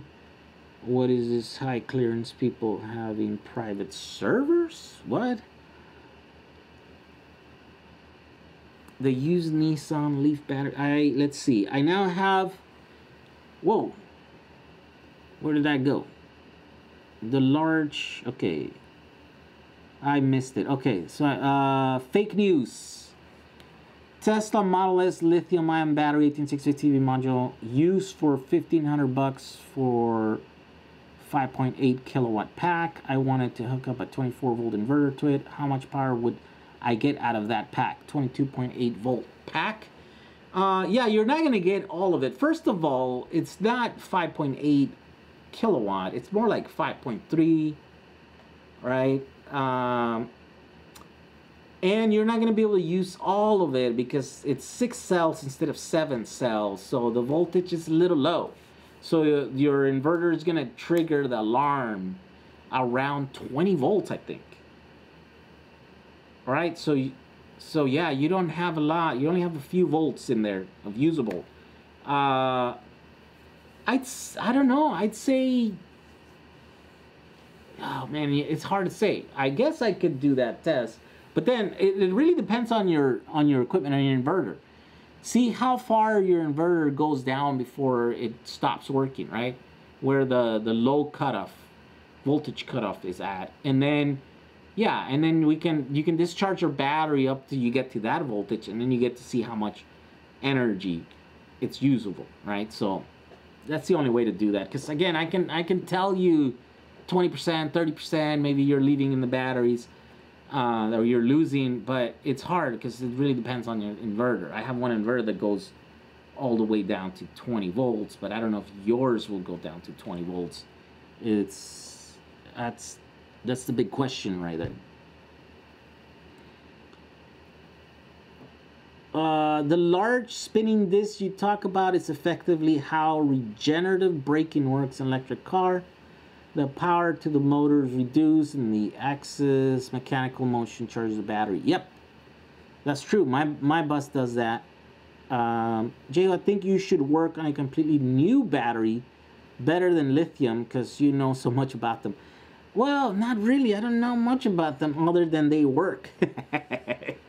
I'm not a chemist, and that's what you would have to be. You have to be a chemist, you know, and have, you know, access to chemicals and a lab and all this stuff. Yeah, I'm going to play on my strengths, and designing a battery from the ground up is not going to be one. You know, I'll struggle with just designing a simple little circuit board, you know, just so we can put them all together.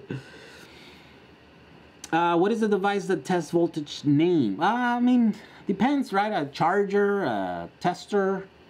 There's some here for the 18650s. I have links to them also on my kit.com. Yeah, there's all kinds of different ones. A discharger, a charger. Charger usually charges and discharges. And there's a bunch of different ones. I have a whole list of all the ones that I use at my kit.com. So Tesla Powerwalls are sold by the pair. Wait, by the pair? For $14,000 now, plus $1,000 to $3,000 for installation by an electrician. Hey, no barking. Wow, so you're talking about 15 to 17,000, huh? Hey, no barking. Yeah, and they have a wait list. Yeah, because they haven't been delivering them in a long time. So because Tesla's clientele tends to be, you know, a bunch of rich people essentially, because right up until a few months ago, they only sold $100,000 cars. Then they have the money to put down for those batteries, and I think a lot of people did. All these people that bought Teslas and, you know, Model S's and Model X's and stuff, they're like, well, we want the battery also, and we want the roof. Right, but they're just, yeah, I think there's probably a ton of waiting lists for that. I don't know if they've ever released the number of waiting lists, but I know one guy at least that has been waiting 2 years for his Powerwall, and I think they said, he just told me a couple of weeks ago that he had finally gotten the notification that they would deliver his, right? And they're a founder Powerwall, so that's also different because they're not really getting money for those, so you know, that might play a role there too, but, you know. Who is selling the prefab boards? No soldering required. Oh, that was a gentleman earlier. Just scroll up to the comments. He even put a link to his eBay link where you can go and buy them and stuff. Good morning from Munich, Germany, Mr. King. There you go. Welcome to the live chat. How are we doing in the live chat? Let's see. Haven't looked at it. Ooh, 212. All right, let's do another 10 minutes here, and then we'll call it a night. So you guys can go sleep, and I can keep messing around with my batteries. I want to finish building this thing, because I want to get this running. This is an important part of the whole puzzle. Purchase a bunch of Samsung 35E cells, I hope. How would you test how many amps I could discharge? Capacity matches up. Look at my older videos about, so like around November of last year, I was doing videos where I was showing you how to test the batteries. I was testing a bunch of batteries myself because we were getting some Chinese batteries and I was comparing them to, like, you know, brand batteries. So I showed you like my whole rig and the settings and stuff, how I was doing the testing. Yeah, look at those videos. I went through all that stuff. I haven't been testing batteries lately, so I can't remember at the top of my head what I said on those videos. Let's see.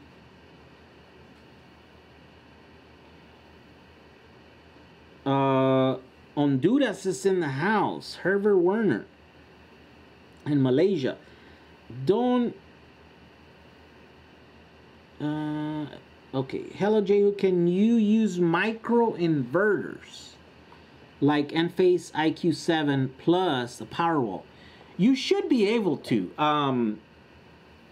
You know, the inverters are really designed to take energy from solar panels, right? But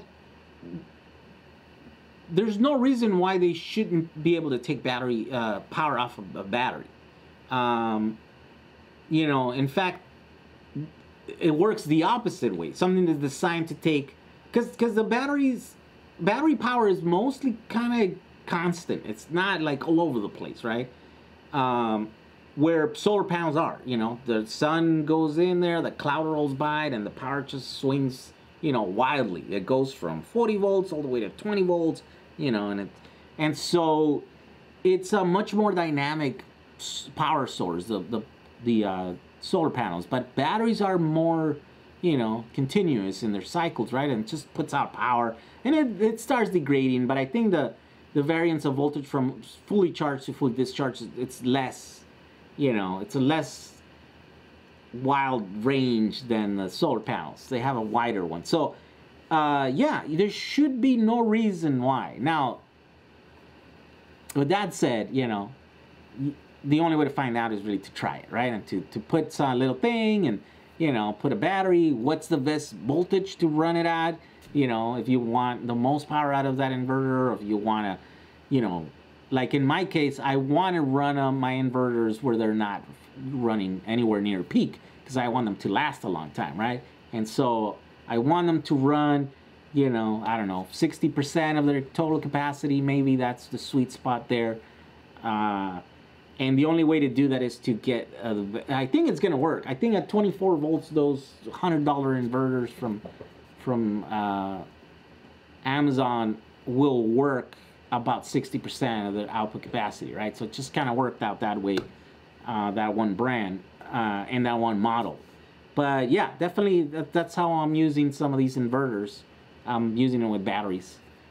And then just by making the voltage lower than what they're designed for, then it just kind of runs at less than full. Okay, let's see here. Can you, yeah, so I already did. It seems that adding 99 or whatever 18650 cells in parallel to a Tesla module can't make it 7S. Not 99, well, it depends what module you have, but it's usually the 85 kilowatt hour ones are 74 cells. I think the P100D might be somewhere around 90 cells. Yeah, somewhere be somewhere around there. Yeah, but if you could probably take an extra module and then break it apart, so they come from the same battery pack, right? And then you take it apart, then you take out the individual cells, and then you get those cells and then put them. You probably sell the other cells, or you can make other modules like 1S modules. off of that, you know, then so you can make it 7S, would work great. And I've been thinking about doing that because I have 2 Tesla modules right there, and I have access to Tesla cells, just not of the same, you know, not the same pack. But yeah, I've been meaning to go and make a 74 cell, 1S 74 cell P out of Tesla cells and then use it. That's one way of getting around the whole thing.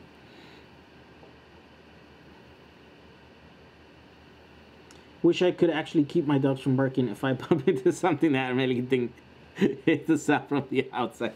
I'm the same boat. These guys are just like, there's someone there. Let's bark. Tesla installation is a bottleneck also. Yeah, probably. What is the estimated cost to build a Powerwall Tesla style? So, depends. There's a couple of variables, but if you want to use brand new cells from like EV West, for example, I think it's, damn, what is it? So I think to build that one box that I put there, it's like $600 full of hardware, plus the cells were what, like $500, and you need 2 boxes. Yeah, so it's like $1,500 bucks. $1,500 for, oh man, 500 cells. I already did this math. Let's see. It's like 500 cells, right? And each cell is 3.2 volt amps times, yeah, 3.2, come on, times 3.6 or 7. Yeah, so it's 1180 times 500. Yeah, so it's just about 6 kilowatt hours in that one box, and it's about $1,600 divided into 6. Yeah, so it's about $266 a kilowatt hour. Yeah, I think it's like $100 less than Tesla's Powerwall. I think once you work out the per kilowatt hour price on the Powerwall, on the Tesla's Powerwall, then yeah, we're like, it's somewhere around $350 or something.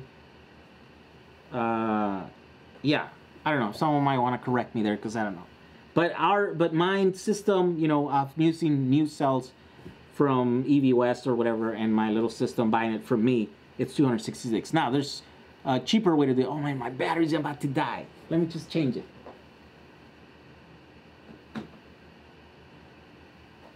This camera, I didn't change it. Hold on.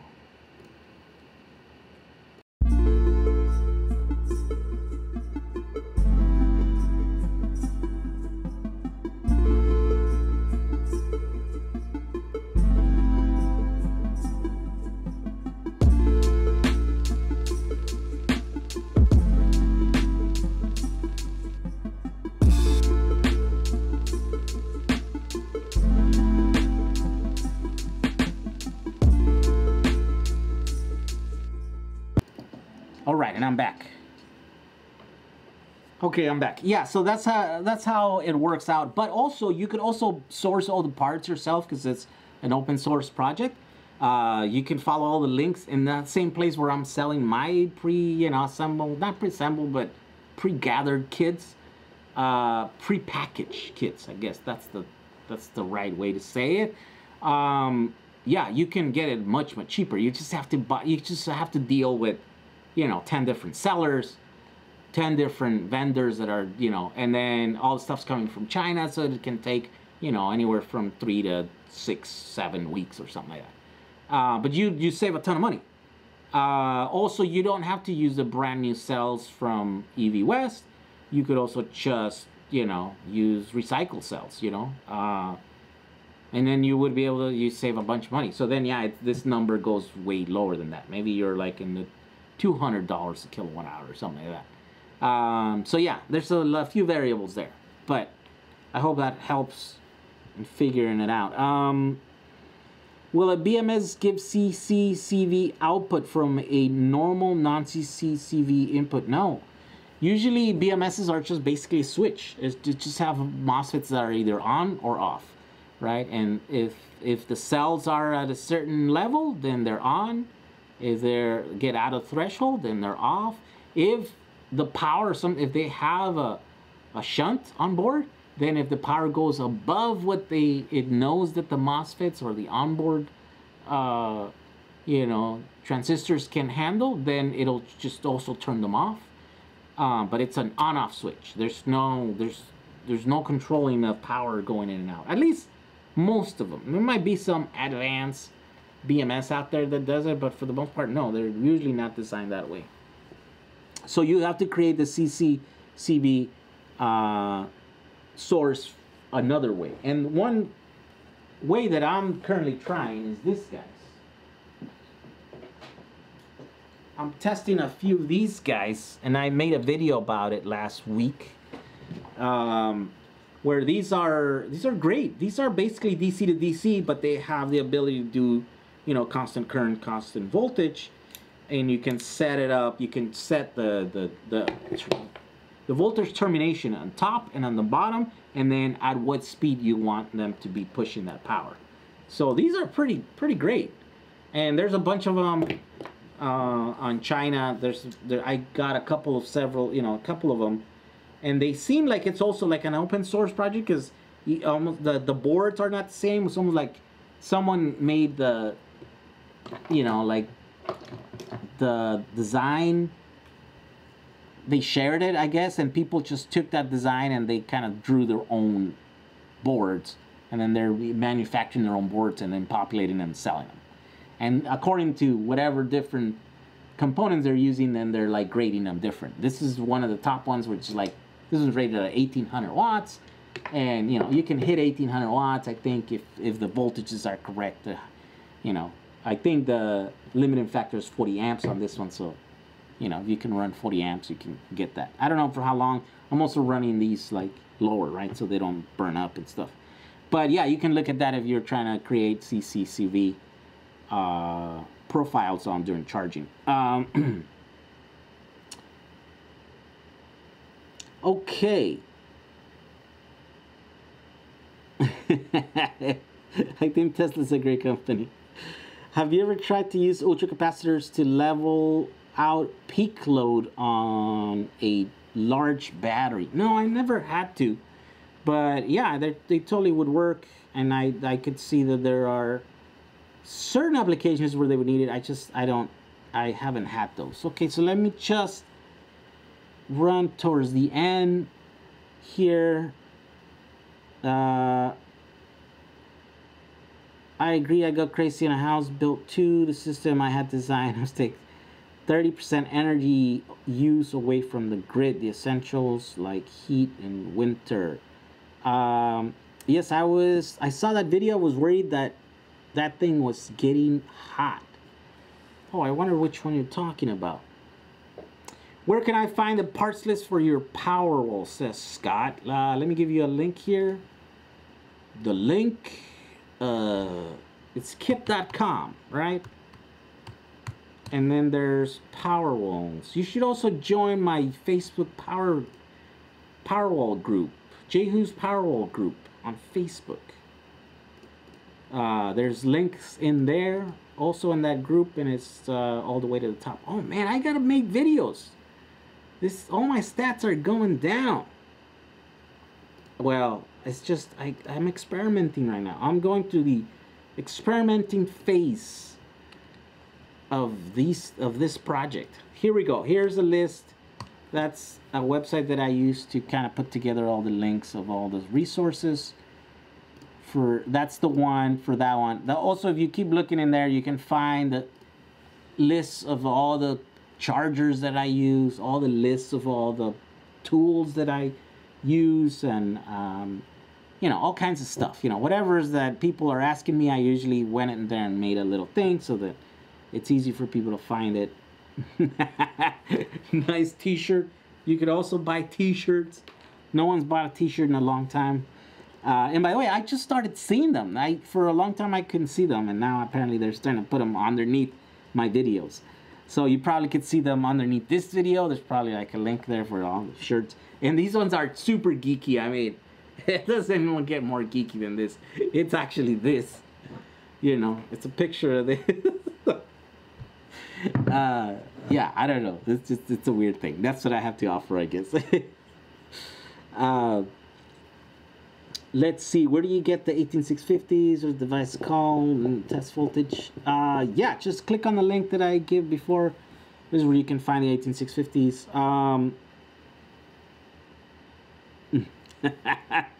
All right, guys. Let's call it a night. What else do we have? So yeah, so I'm actually gonna be in Vegas tomorrow. I'm going to go to NAB.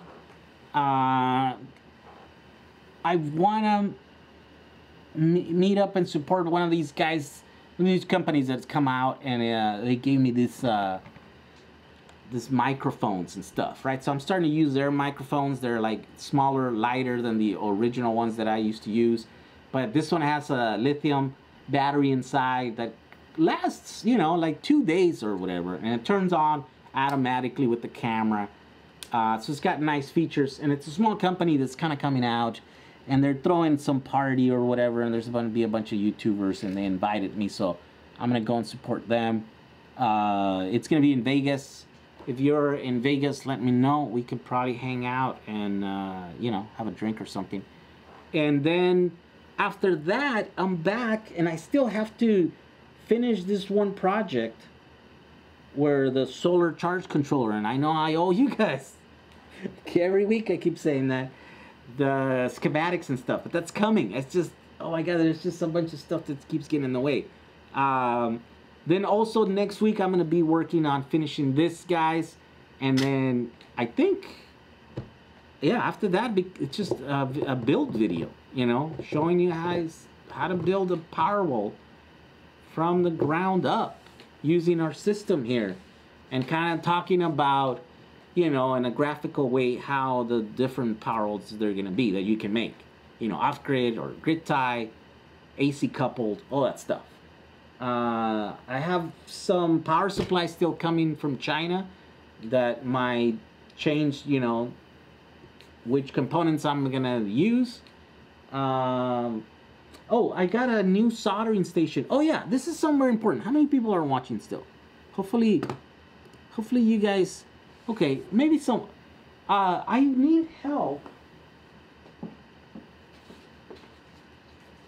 These guys, those little fuses that we're using on the boards have this little, it's like a little holder for the fuse, but this is surface mount. And so I don't like it because it's surface mount, right? And so, you know, it's just got like pads in here, and then you're supposed to just solder this in there. But of course, I don't know how to do that because I've never soldered like surface mount stuff. So I got myself one of those surface mount soldering kits, right, where like it just shoots hot air through the end of the thing. But I can't figure it out. I'm still just kind of melting this whole thing, and I don't know if it's just I don't have the right paste, the flux or whatever. I don't know. I think I'm gonna need a crash course on how to get this. If you know how to solder these guys, let me know. Post it in the comments. I guess I'm gonna have to like do some research and see how to do that, because I've never done it. I just thought, oh, how hard can it be, right? Because I'm trying to find the other fuses, but it's really hard. I can't fit them. We're running into the limits of our boards here. Where's the other one? As you can see here, I tried using the regular, you know, like automotive style fuses, but it's just, there's no room to do it here. This one's not done right. So anyways, I gotta revisit those, and I gotta figure out how to do it. And then after that, then I gotta figure out how to try and teach everyone that's gonna buy these systems so that they can solder the holders. Which might, I don't know. If I can't figure it out, I can't expect other people to figure it out, right? So, but I don't know. Maybe I'm just dumb, and one of you guys out there knows how to do it, and you can just show me the way, and then we can go from there. At least that's what I'm hoping. If that's you, hit me up. Let me know in the comments. Send me an email. Yeah. Show me. Help me out. Show me the light, because I don't know how to do a simple thing like soldering a surface mount component. It's not even a tiny, it's not the little one surface mount component. It's kind of like probably the biggest one that you can get. And I can't figure it out. All right, guys. With that, I say call it a night. See you guys next week. Hopefully, I'll have a video. If I don't have a video, then that means I'm gonna be that much further, which means I'll have a video. So either way, I'll have a video. If not, we'll see you. Here's Monday night, next Monday night. Thanks for watching. Have a good night. Yeah. See you guys the next one. Bye.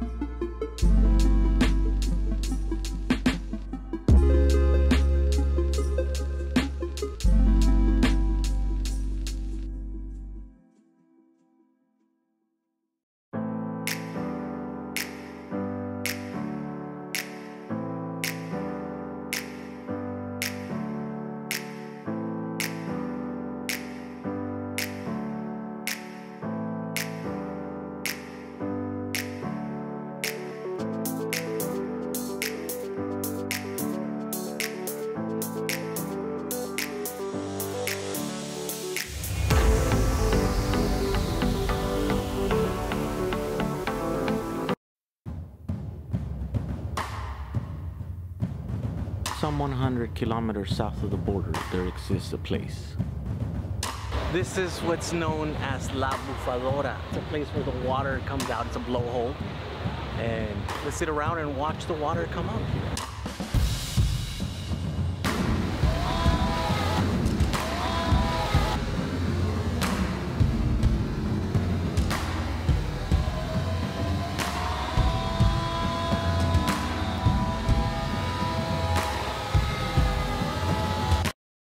I think I'm gonna get wet.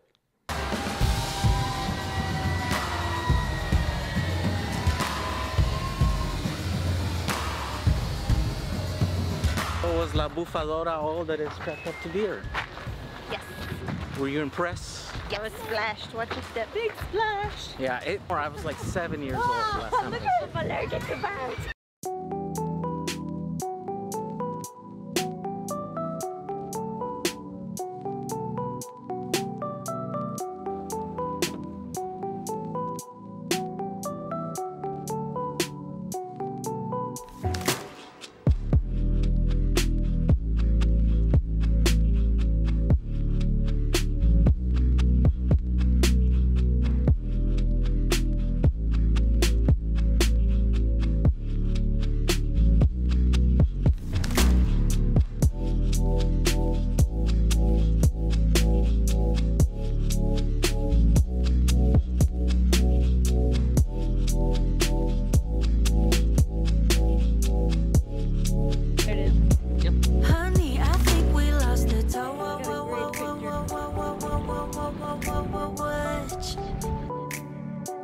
Guess I'm not into you that much.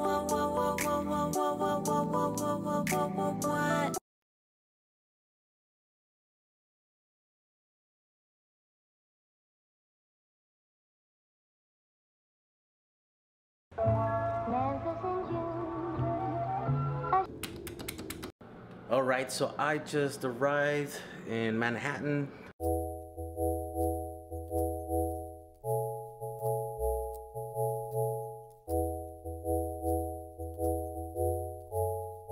allergies are killing me. You see, oh my God, I feel like crap. But it's early. A few other family members are here this time around, so I'm gonna go meet them. They're somewhere already exploring the city, so I gotta go get them. All right, we made it to Grand Central Station.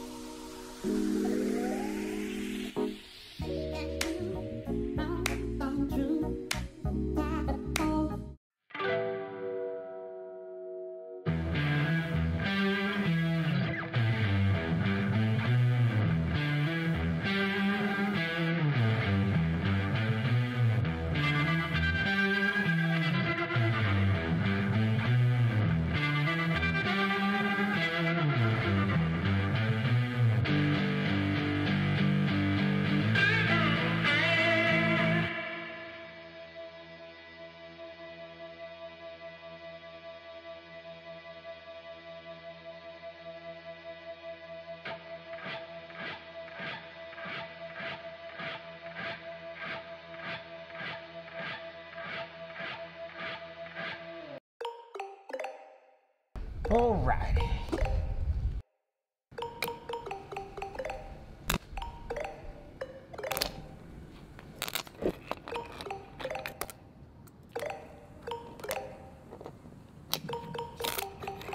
Come on.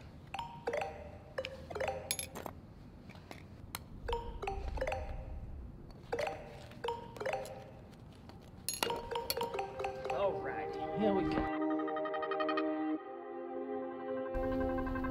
Look at it go!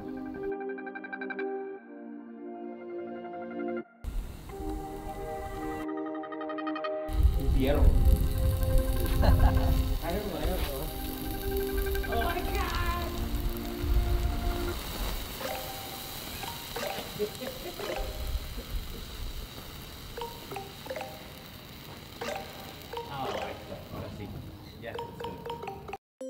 This is a test of a Lidocala branded LGHG2 cell. According to the spec sheet, this cell can do a maximum of 20 amp continuous and shouldn't go above 75 degrees Celsius in temperature.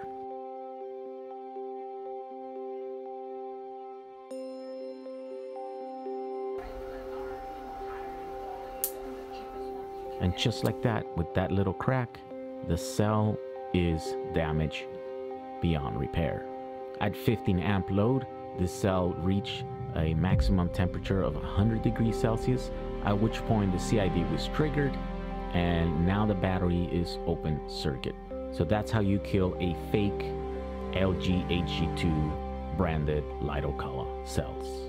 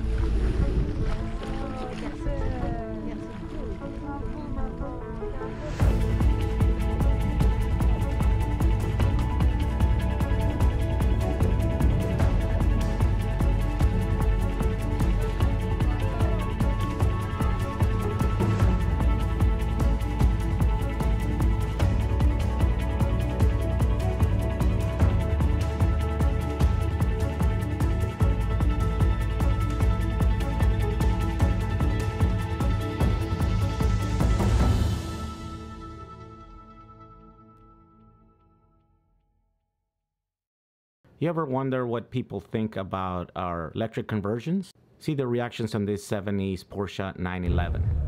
The one that, yeah, that's the one from me, yeah, like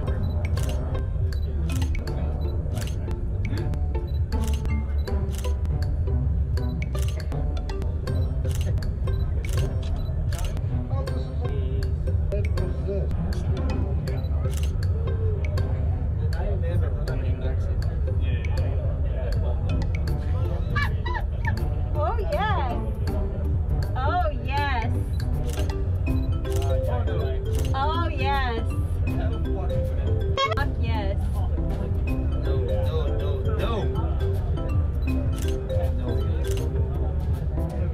In a Porsche. Fuck yes. Let's talk about the EV West M3. I'm Michael Breen with EV West, and 7 years ago we started our little electric car speed shop so we could help people make classic cars go faster. At the time we were looking around for venues and there wasn't a lot available to electric cars, and we came across Pikes Peak and they actually had a class.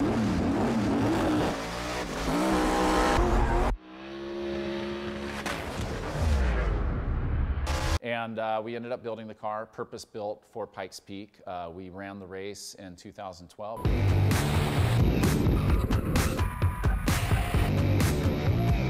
We ended up setting a record for the fastest street-legal electric car to go up the hill. Now the car that Michael is talking about is the famous M3.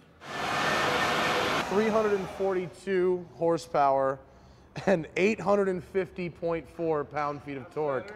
A few years later, I saw it.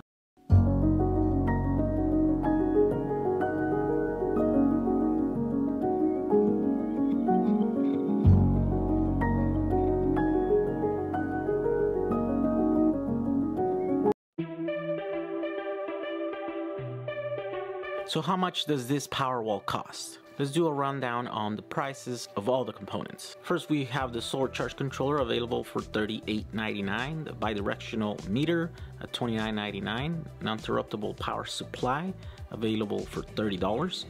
The battery modules are $50 each. There's 10 of them, so it's $500 in total. The 32-inch metal box is $59.22. A fuse holder is $682. The battery management system, the long ones are $14 each, and the main unit is like $200, so it comes down to a total of $342. All of these components come to a grand total of $1,008 US dollars. You can find the links for all these parts on the description of this video. I want to thank you for watching. Stay tuned for future videos, all having to do with DIY renewable energy. So you want to build a DIY Powerwall. I'll show you how to do one. Using these as batteries and these as your inverter, you can build a small DIY Powerwall. Let's get going.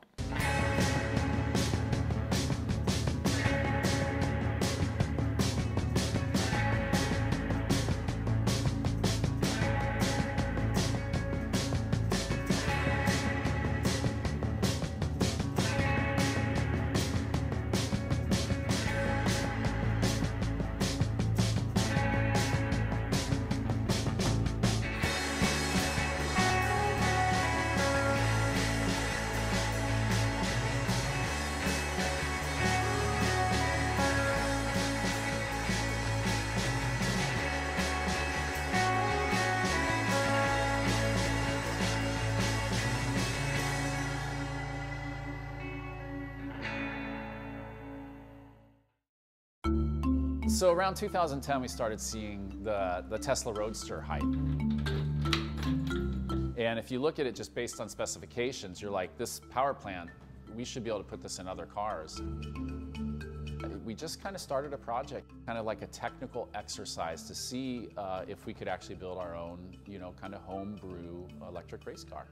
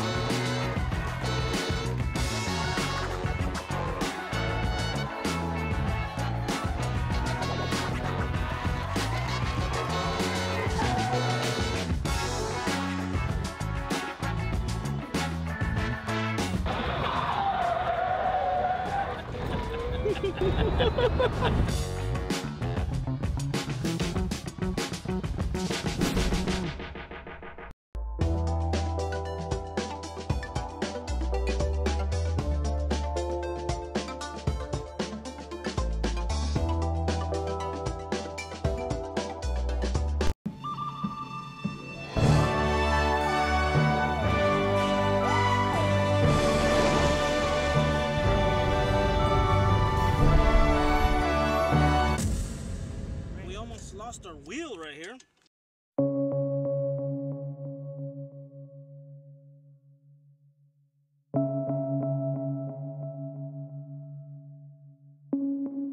Today I'm going to show you how to build this electric skateboard.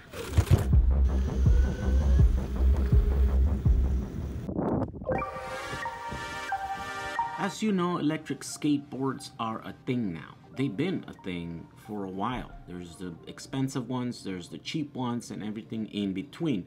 But there's a new breed of electric skateboards. They're off-road. And you got a glimpse of one of them last time I was in New York. And I got to meet Vitaly, which runs the Portable Electric Vehicles channel on YouTube. He built himself this beast of an electric skateboard that supposedly does about 55 miles per hour, which is just insane. So I thought I would show you how I would build one on the cheap, using off-the-shelf parts to keep the build simple. So let's get started.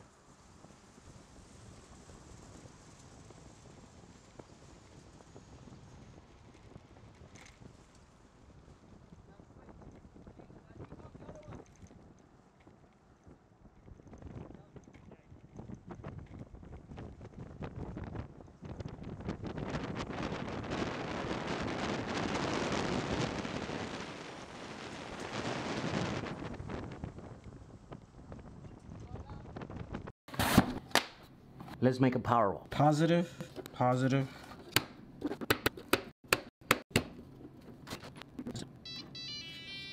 Well, they're not super even, but they're okay.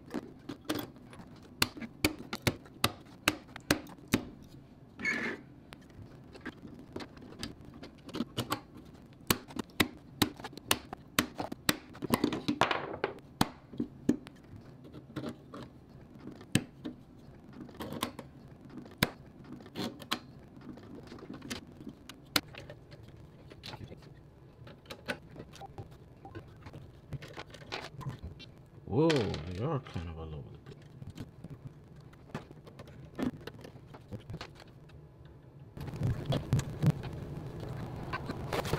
And just like that, we assembled a 1 kilowatt hour battery pack, 24 volts, ready to be used.